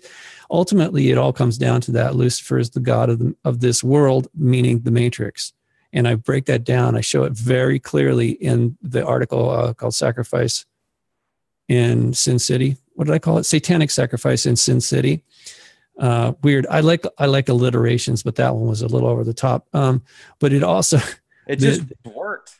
I don't know. It's just my wife hates it when I do that. But anyway, the Great Seal on the back of the dollar bill is the corporate logo for Lucifer's Matrix. It's very, very clever the way they did that. It's a hologram. It's a seal. It's a sigil. It's a magic sigil. Meaning that it is connected directly to everything about Lucifer and the Matrix. And I break it down for people in a way that has never been revealed before, including, if you look closely at the all-seeing eye above it, it actually looks like a Christmas tree. That is not by accident. Saint Nick and the Christmas tree is actually a very relatively new part of our society. I know most of us, like myself, growing up with that, figured, oh, this is as old as time, right? It's not. It's new. It's new and it's not. It's representative of Lucifer is creating the tree of good and evil that we then partake of. So being naughty, he knows when you're naughty and he knows when you're nice, and he will reward you and he will punish you. And that's just how it goes here.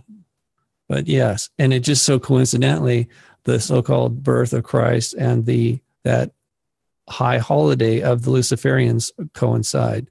I'm sure that's intentional because it's one and the same.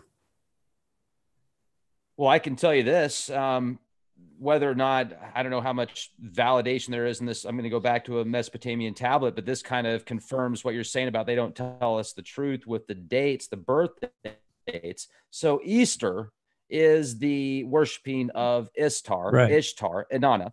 And Ishtar, Inanna, actually in this tablet, when she was married to Dumazid, which was the great shepherd, which he supposedly ruled for 36,000 years in the Sumerian kings list. But what's interesting is the connections here about how Inanna is like, you know what? I'm going to the netherworld. So she decides to go to the netherworld.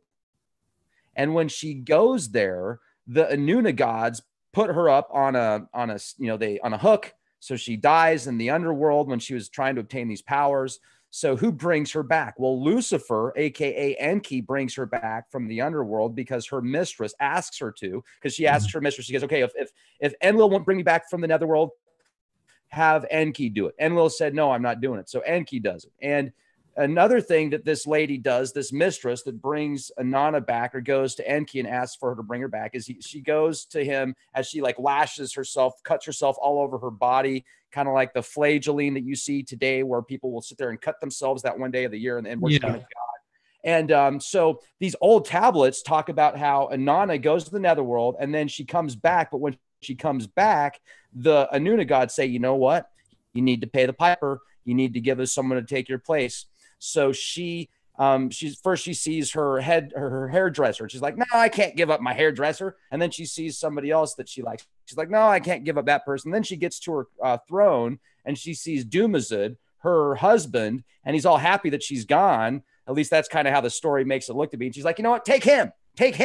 So so literally the day that Dumazid dies and Ishtar, Inanna, comes back from the dead is Easter. So when people are worshiping Easter, saying, oh man, this is the resurrection of Christ, they're worshiping the resurrection of Inanna. And according to these tablets, the original Christ, or the Jesus that was crucified for 3 days, 36, many years ago, way before the New Testament. It's just weird how they put these stories and they rewrite them, and they'll just kind of manipulate it a little bit, like you said, and come up with another story, moralize upon moralize. It's incredible. Yeah, it is. So yeah, when we look at something, an icon like Barbie, the Mattel doll, it's based on something called Lily. Allegedly, it was based on a German doll that Ruth Handler saw when she was in Germany. Same company that was making Nazi dolls in Germany. It was really weird. I mean, action figures were Nazis, okay? But so Lily actually is short for Lilith, which is connected to this Ishtar business. They look very much like the same character with the owls, the wings and the owl's feet and all the big breasts and all that. But what does that got to do with anything is they in the public record, it says that the prototype for Barbie was actually Sharon Tate, and in a movie called Don't Make Waves, where she plays a character called Malibu. And she's just this bimbo and, very voluptuous, sexy, stupid, blonde. And, of course, she is, at some point later after that, she is sacrificed. You got to understand, Sharon Tate was very much into the occult. She did her first movie, I think it was called Eye of the Devil. So in any case, this whole concept of putting out a doll like that is a totem. It's a fetish. It's that prevalent in our society. It's like I was telling you about the dollar bill. There's billions of those out there, just like there's millions of Barbies running around, that people have collected and look up to as being some wholesome American thing, when in fact it's purely Luciferian at the core of it all. So yes, it's not just the holidays. It's not just the movies. It's this, it's even sometimes it's even the toys that we let our children play with and become, infatuated or programmed by, including Star Wars. It's more of this justifying violence. The ends justify the means. So, we have to use violence against violence. It's like, really? Okay, you mean you pour gasoline on a fire to make it? That doesn't help. Just perpetuates the damn thing. So these are things that are important to discuss, because again, the whole goal here is to put things into context. I know a lot of it sounds repetitive, but it's the only way I think we're going to actually help people understand what's happening and why. And ultimately, there's no point. I think you'd ask me, other people have asked me too, how do you defeat it? Well, you don't. You stop participating in it. You choose that. We can choose that anytime. I mean, obviously, I can't just leave right now. That's not part of my contract. That's the other thing I forgot to mention. Suicide is a violation. You're breaking the contract. When you come here, you agree. It's just like, you don't know this, but when you go to Disneyland or even a hotel or whatever, you sign in or you have a ticket, that there's actually a contract involved there. There's a whole lot of rules there, laws. I mean, when you talk about, oh God, the book of the law, everything about Lucifer and his matrix is based on rules and laws. That's why it's shown as being a pyramid. It's a hierarchy. And even the people that follow the rules are punished at some point by the law. So you give orders, or you take orders, or it's both, but it's all based on law, which is it's just another way of saying it's code. The whole thing is a code, and you don't want to violate the code as it's written, because then there's a penalty. And more importantly, the thing is, it's like, okay, if you go to an amusement park and you step outside the boundaries, you're going to get, security is going to be all over your ass. It's not funny to them. And they're going to either arrest you or throw you out of the park or whatever. It's the same thing here in the Matrix. There's a set of rules, and whether you know it or not, or you remember, when you came in here, when you connected to it, you agreed to play by their rules. So you're not going to be able to, at any point in time, completely change things. All you can do is change your perception of it, and behave accordingly. As I told you, we have the ability to choose to do good and be good, feel good, and help others to do the same. And so for the time that we've agreed to be here in our current contract, like call it my lifetime as Robert, I can't just break the contract, or if I do, there's going to be a consequence to that. Like I said, I'll probably just be recycled right back into it, and I'll be at a disadvantage compared to where I'm at right now. So I don't advise it. It's a really foolish choice to do something like that. So what are we doing in the meantime? Well, as I've said before, just remind again, is that it's important to be calm, kind, and creative whenever possible. It's not always possible to do that. And some people find it more difficult than others. So one of the things you can do is keep a diary or a log of events in the time during a course of a day when you've actually been challenged, or that you consciously chose to be calm in the midst of something that's chaotic or a crisis. And that way you can chart your progress so that you know that you are making progress, because this is how we get out. It's not just saying, oh, I want out. We have to do something. And the other thing is learning to go within instead of, because especially right now, people are like digital zombies. We're also interconnected on this internet, which is, it's fine. But it really, in a lot of ways, Rex, I'm sure you've seen that a lot of this is just the blind leading the blind. People are quoting one another. It's kind of ridiculous. We're just like following each other in circles. The only way to really get a sense of what's going on and see the bigger picture is to go within. So whether you call that meditation or whatever it may be, whatever mechanism that you choose to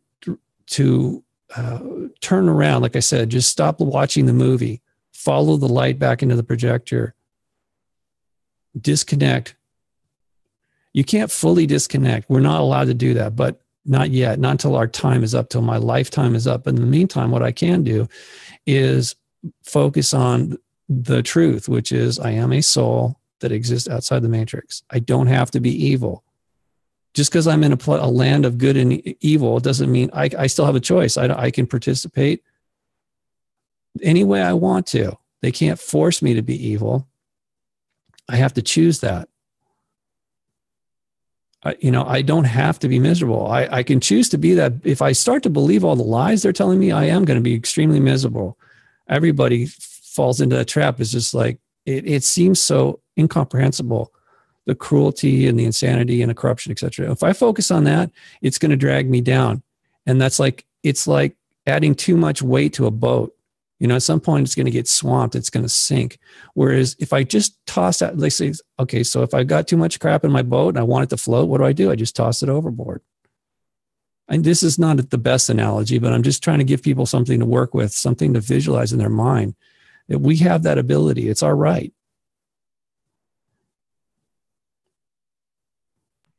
Right on. And a couple more questions, if that's okay. Yeah. I know. All right. Fantastic. Much appreciated. It's always nice to speak with you. And I know that, we've been going on now. We just broke the 2-hour mark. So I got to say, everybody in the live chat, we've got a huge live audience right now. Huge live audience. So, all right. This question, we've got 5 million people on the line right now. No, I'm just joking. But it's going good. It's going good. Right. This question is, please ask Mr. Stanley about the accelerated darkness. Okay, no, here's the exact question. Christine says, can you explain what's been happening the past 10 years that has accelerated the time and space and darkness abounding? Okay, it's from my perspective, what's happening is that there's more energy coming from outside the matrix. More soul energy is being broadcast in. And this was done intentionally by our family to help wake us up on a soul level. That started in 87. For me, it started in 85, but for most of us, it started 87 to 2012. That was a real increase in like alarms going off for people. Just sort of like when you're sleeping, somebody opens the shades or turns on a light. It's like that. Now, the darkness that she's referring to, I believe, is as this awakening process is occurring, this is causing the Luciferians to act increasingly desperate. They don't really have they're not going to invent anything new, so they just keep doing the same old crap. This is why I was starting off in the past about Hitler and JFK and all that stuff. They're going to keep repeating the same lies in a slightly different way, much like what happened in Las Vegas. But a lot of people fall for it, but not everybody. So they're going to keep doing more of it. And as unintended consequences, this is actually going to wake more people up. Because see, I think I mentioned this to you before. If you're sitting there on your couch, fat, dumb, and happy, you're not really concerned about these matters. It's like everything's working, so don't worry about it. It's not broken. Don't fix it. Shut up. Leave me alone. Whereas when things are screwed up and, fires are raging and people getting shot and, all this corruption, people say, wait a second, this isn't right. What is going on? How do we fix this? I don't want to live like that. So this is, I think, what's going on. The dynamic of good and evil, dark and light is actually becoming far more extreme.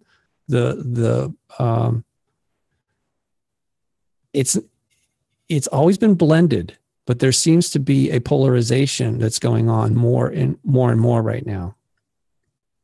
That's why the souls are waking up, and they will continue to wake up in larger and larger numbers, which again is going to cause the Luciferians to act more increasingly desperate up until the time they unveiled their ace up their sleeve is the second coming. They set it up like that. Because they know this isn't, hey, look, it's not the first time that we're going to have an awakening or a harvesting of souls. I know that sounds horrible, like a harvest, but it's not for the reasons you think. It's, in the case of Las Vegas, I think it was. I think that really was a situation where it was a blood sacrifice, and a lot of those souls ended up being recycled back into the matrix.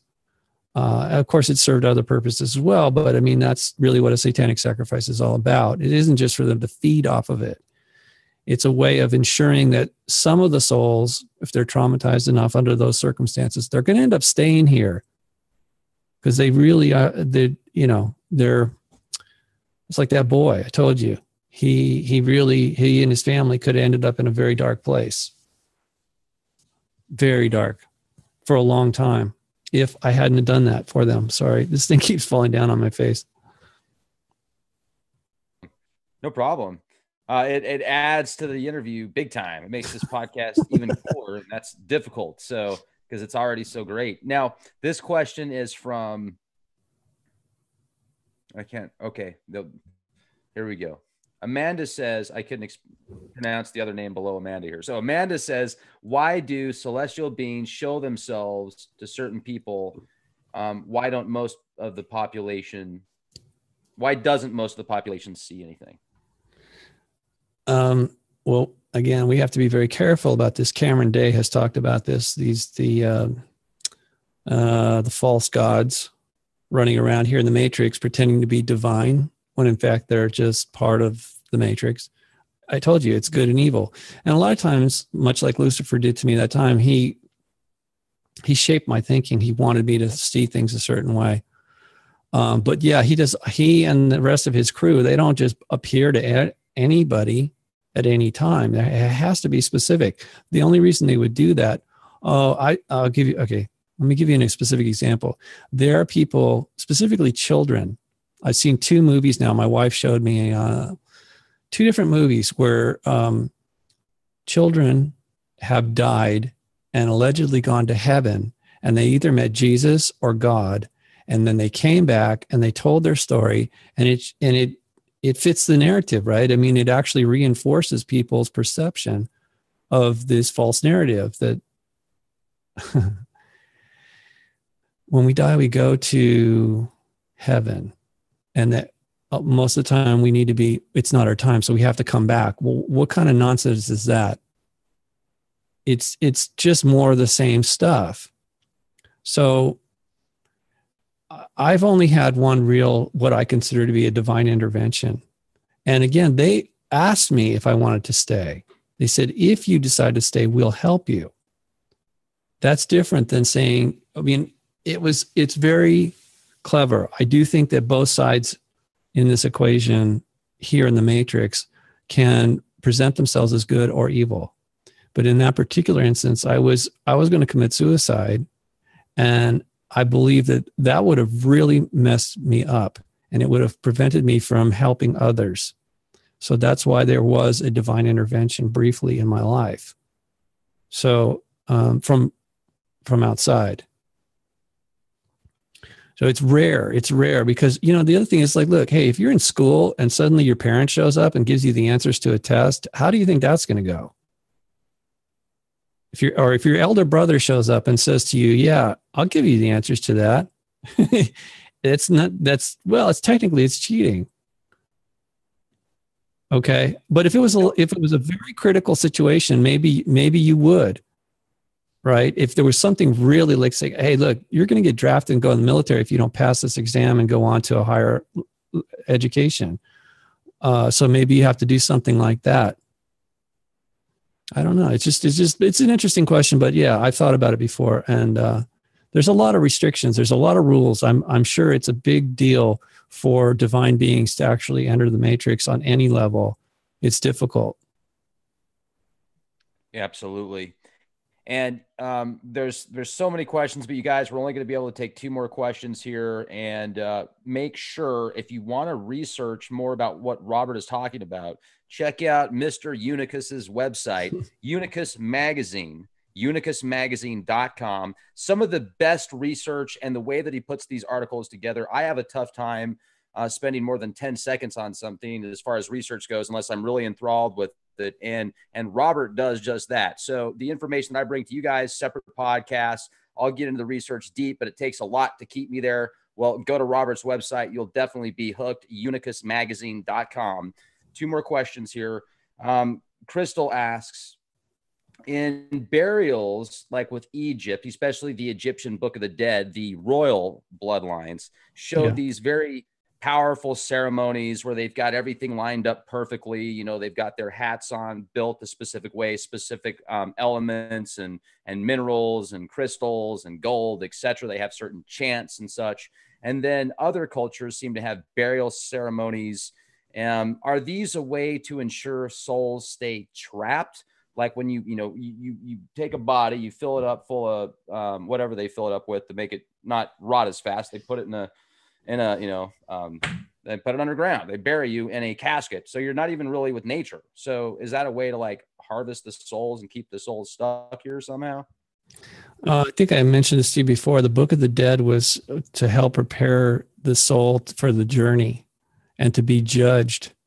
Because at that point of judgment, you're going to move on or you're going to end up somewhere very unpleasant. And I think that would be this staying in the matrix. So it's a way of, if they've really been of service to the matrix, it's like this is an option that was shown to them that they could move up to the higher realms or actually return back to them.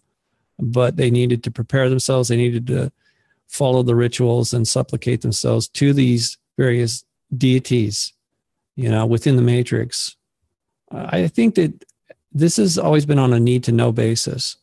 But this is part of the real core secrets in secret societies and within governments is that they know and they're willing to serve the matrix because it benefits them, or they think it's benefiting them because they're rewarded for doing that. Whatever it may be, okay, fame, money, sex, those things are trivial actually, but if you're in here and you're wanting to participate, those are the perks. All right. And this will be the last question before we close out tonight. And this is a great question. This is from Think Simply. There's what's been referred to as walk-ins. Somebody gets to a certain point in their life, their spirit leaves, another spirit comes in. What if what's your take on that? And what if there are walk-in spirits that actually come in against the human's will? Yeah, that's an interesting problem that occurs here. So as I told you before, our souls, those souls that are outside the matrix, connect to a particular avatar or a body. However, that body is part of the matrix, and it can be, you're not the only one controlling it. It can be remotely controlled by other entities. And at some point, yes, your soul could be disconnected and reassigned. That does happen because, again, this is the matrix. It's a series of rules that are being administrated by an artificial intelligence that is extremely old and what I consider to be very powerful within the matrix. It has a lot of duties. It takes care of a lot of different functions. So if it feels it's advantageous for the continuity of the matrix, it will do things like that, reassign souls or permit a different, sort of like, in the movie, The Matrix, you could see the agents were able to just take over anyone, more or less. Obviously, they couldn't take over Neo because that wasn't just a program. It was connected to him. So they couldn't really just hijack him that way because they were not him. They were just programs. So it's like program hijacking a program.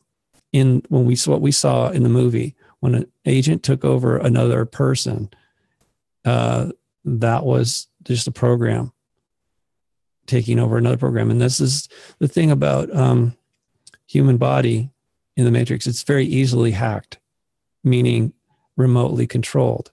It's actually set up that way, just like all our computers are set up with back doors that can be remotely accessed. It's just true for the human body as well, because again, it's not ours. It was created by Enki. He knows it. I got to say that the current article there, Satanic Sacrifice in Sin City, has spawned another article that I'm working on called the Paddock Papers, and it's not done yet, but there's some shocking revelations in there then I'll send you the link when it's done. I'm just sort of telling people, you know, if you check back occasionally, and even the articles like Sacrifice in Sin City, that was, when I find new information, I update it. So if you look at the top of the page, you'll see a date, and that'll tell you how current, what version that is, that is posted on there. So it's kind of like a snowball rolling down a hill. Honestly, as I told you before, I'd like to not have to do this, but as these events unfold, I think people have a right to know what's really going on. So if I see through the lies and I can actually demonstrate that or illustrate that to people, I'll keep doing that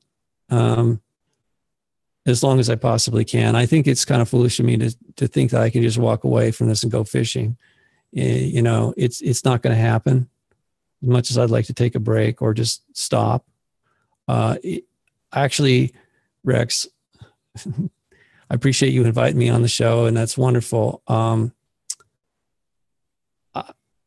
want you to know that I do respect you very much, and I know that you have a lot of people that are appreciate you in this audience. But we're not going to keep doing this forever. I know I keep focusing on that, but here's what I want to really say to you is I am committed to doing this.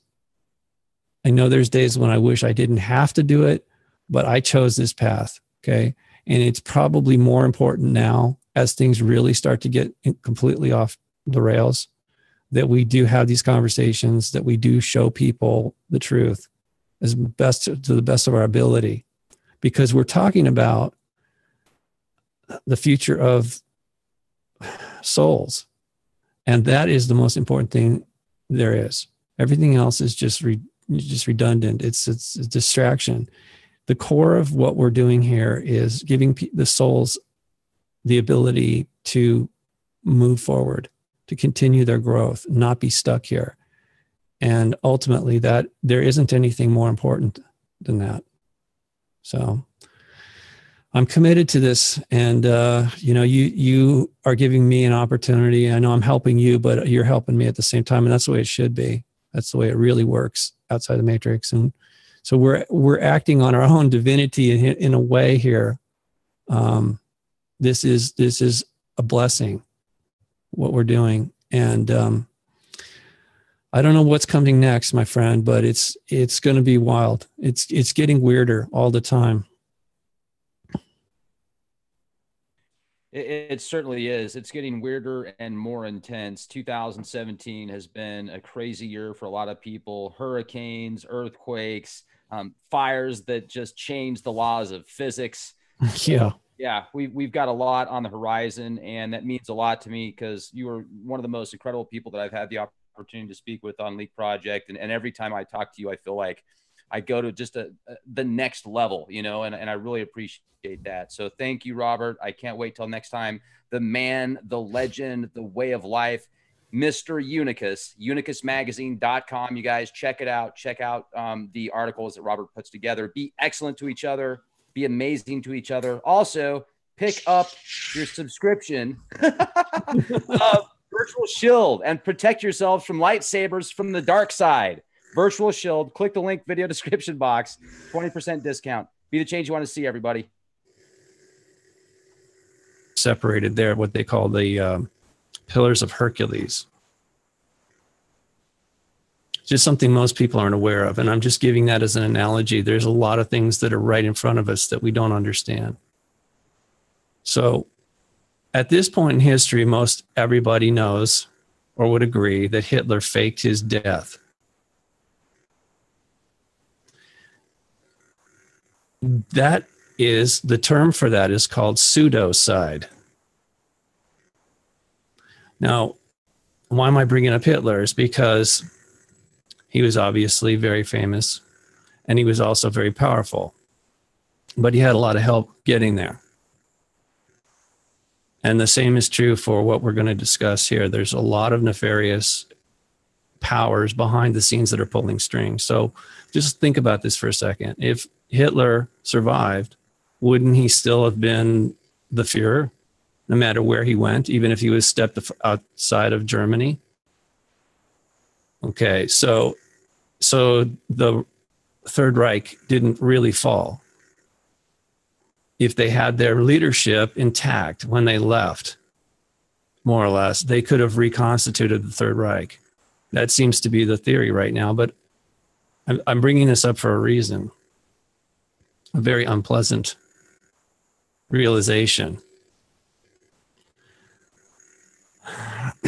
As you know, it's been in the news this week that President Trump has ordered the release of more of the documents regarding the assassination of JFK, when in fact, JFK staged his own death. And he lived in hiding for a period of time until he died of Addison's disease. But at that time, his brother, Bobby, faked his own death and went into hiding and was actually the president. Now, most of what I'm telling you was written by Miles Mathis. And I came across this when I was looking for more information about what really happened in Las Vegas, specifically the alleged lone gunman. Once again, it feels like the JFK assassination all over again, except on a different scale. Now, granted, I was writing about the sacrifice, the satanic sacrifice in front of the pyramid, the Luxor pyramid, and the Sphinx, and the obelisk, and many other synchronicities or very strange things that could not have happened just by happenstance. This was all planned, clearly, and it wasn't the work of one person. But you have to understand, to this day, I think both he and the alleged Jack and Jackie in the limousine are actually actors. And the point where his head explodes, actually, that's a blood pack. That's a Hollywood standard issue blood pack that they were fumbling with to put on his face, head area. It's unbelievable how transparent it all is when you allow yourself to look at it and see through the lie. It's much like if you were watching a magic show and then you've seen the trick and you think it's a good trick until someone comes along and shows you exactly how it was done.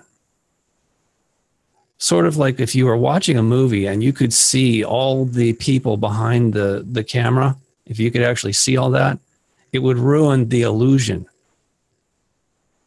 of it being believable. So the same thing is true for what we have to now talk about in Las Vegas.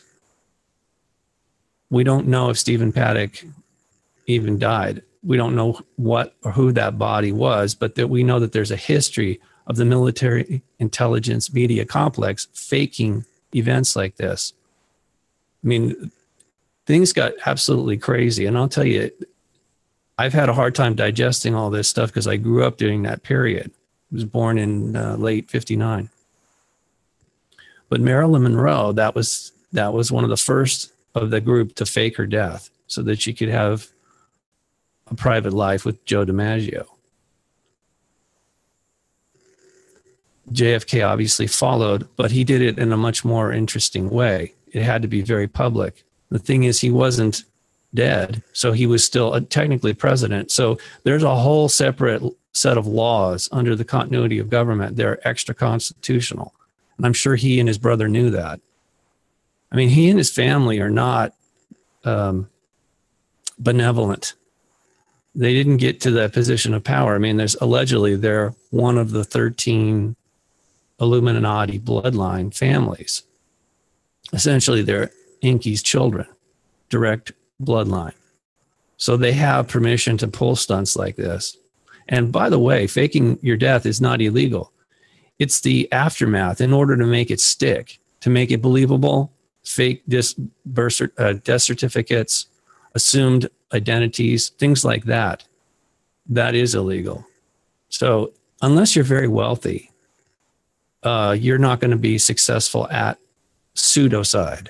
faking your death and making it stick, because eventually you're going to get caught unless you have the means to do something like that. Most of us are living a lie. We are under the illusion that what we've been told is true and nothing about it is actually true. One of the other things that I found when I was reading the research of Miles Mathis, was that JFK had a gay lover named Lem Billings. I was very incredulous when I read that at first. And so I looked it up, and it's actually all over the internet, much like there's a whole lot of information about Hitler being gay as well. Now, what does that have to do with anything other than the fact that they were able to keep it a secret for a very long time, and yet it's an open secret? And the reason I'm telling you all this is because you have to bear it in mind when you look at events in this world. They're not always what they appear to be. In fact, most often, the bigger the event, the bigger the lie. I'll give you other examples. The Manson family murders. Some of that actually happened. The LaBianca murders were done by the mafia. That happened the day after the Tate murders occurred at the house of Roman Polanski. However, that was fake. All that was fake. Sharon Tate was not murdered by the Manson family. That was all staged by military intelligence. The reason they did that is because they wanted to shape the public's opinion of the counterculture. So-called communists, the hippies, were a threat in the sense that they were protesting the war that, again, based on a lie. Under Kennedy, the Gulf of Tonkin incident did not happen the way we were told. And that was the justification for us going to war and killing more innocent people. And it's going to continue like that. Okay, this is why I'm sharing all this with you. It's not a history lesson. I'm telling you, it's going to keep repeating itself. And in fact, what is going on is an opportunity. I didn't want to mention this before because I don't want to frighten people, but these kind of events will continue. And the unintended consequences, something they just simply, the Luciferians can't control, is that what they are unintentionally doing is waking up many souls in the matrix by pulling stunts like this, because people are starting to see through it more and more. Now, I didn't just take Miles Mathis' word for the fact that JFK faked it. I looked further to see if anybody else had noticed it. And actually, if you can suspend disbelief and look at the Zapruder film again very carefully, you'll see that not only is it an actor. Oops.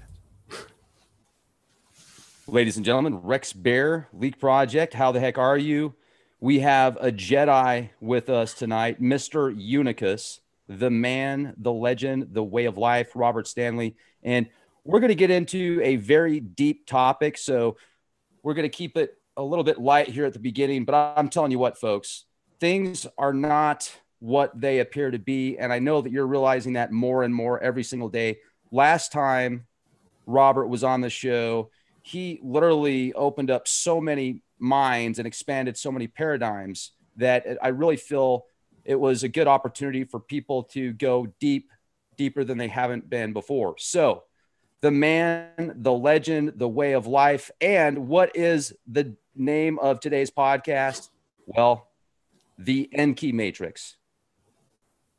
Mr. Unicus is going to break it down and explain to us what this really is. So, hey, thanks a lot for coming on the show. The man, the legend, the way of life. How the heck are you? I love it. Love the deal there, man. Awesome. Doing well, Rex. Thanks for having me back on. Oh.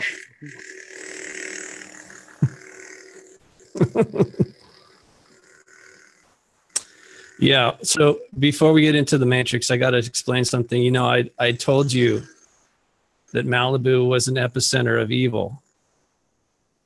And just this year, another man committed suicide on the beach where I saved that boy. He shot himself in the head. and washed up on that beach. That was tragic, but it wasn't the only one. The same day that the events transpired in Las Vegas, earlier that day, another man jumped from a helicopter into the ocean and died. It was intentional suicide in Malibu. Later that day, Tom Petty died of a heart attack, most likely due to all the heroin he'd been shooting up for like 15 years or something. And just recently, I found out that one of the people that I knew in Malibu, his name is Dennis Dragon. He was the drummer for the Surf Punks. Comes from a musical family. He committed suicide. So the numbers are growing, unfortunately. And I feel powerless to stop that. I wish I could. But I know we're going to have some fun, but I also want to encourage anyone who has children in the room watching this, you might want to ask them to leave, because some of the things we're going to discuss are really shocking. You know, Robert, it's very interesting, the synchronicity. I received a shirt today in the mail, and I told you this off air, so I want to share it with the audience because I think it's important. And if you see here, it says at the top, never underestimate the leak project. But the interesting thing is, it is literally Darth Vader, as you can see. And you know what's interesting, you guys, is I don't even know who sent this. I've got literally a blank bag and no letter, nothing. And so then I didn't talk to Robert about it. And then he's literally got a Jedi. So it's just crazy synchronicity. This night was meant to be, is what that comes down to. And you know what, Robert? The gremlins are out in full force. So what I mean by that is the internet connection is literally, I barely have a connection here. So if I turn off my video while you're talking, I am still here. That's just the reason why. So we'll have more bandwidth or whatever the deal is. But gremlins like to come out when we get into serious topics. This is an interesting sign right now. So let's go. Let's rock and roll. UnicusMagazine.com, ladies and gentlemen. First, I got to say this. I read your article on Sin City's, on the Sin City blood sacrifice. And wow, you connected so many dots, so many names that I really want you to get into that as well. I think that's paradigm right now. Okay, sure. We need to back up a little bit, get a running start at that. There is a war going on in the Matrix. And it was started by Enki. It is part of the Matrix. The conflict, he needs that. They need that in order to keep us engaged in good and evil, justify the violence, mix the truth with a lie. In fact, that is the first casualty of war, truth. So much of what we see or told is fake. It's a lie. And this is one of the reasons that I chose this particular persona today, is because the Jedi are known for mind control. And it's prevalent on both sides of the Force in the Matrix. Some of you might have heard that old phrase, solid as the rock of Gibraltar. It was a Prudential insurance commercial for many years, when in fact, that entire rock is hollow. It's a cave system, and it's currently controlled by the British military.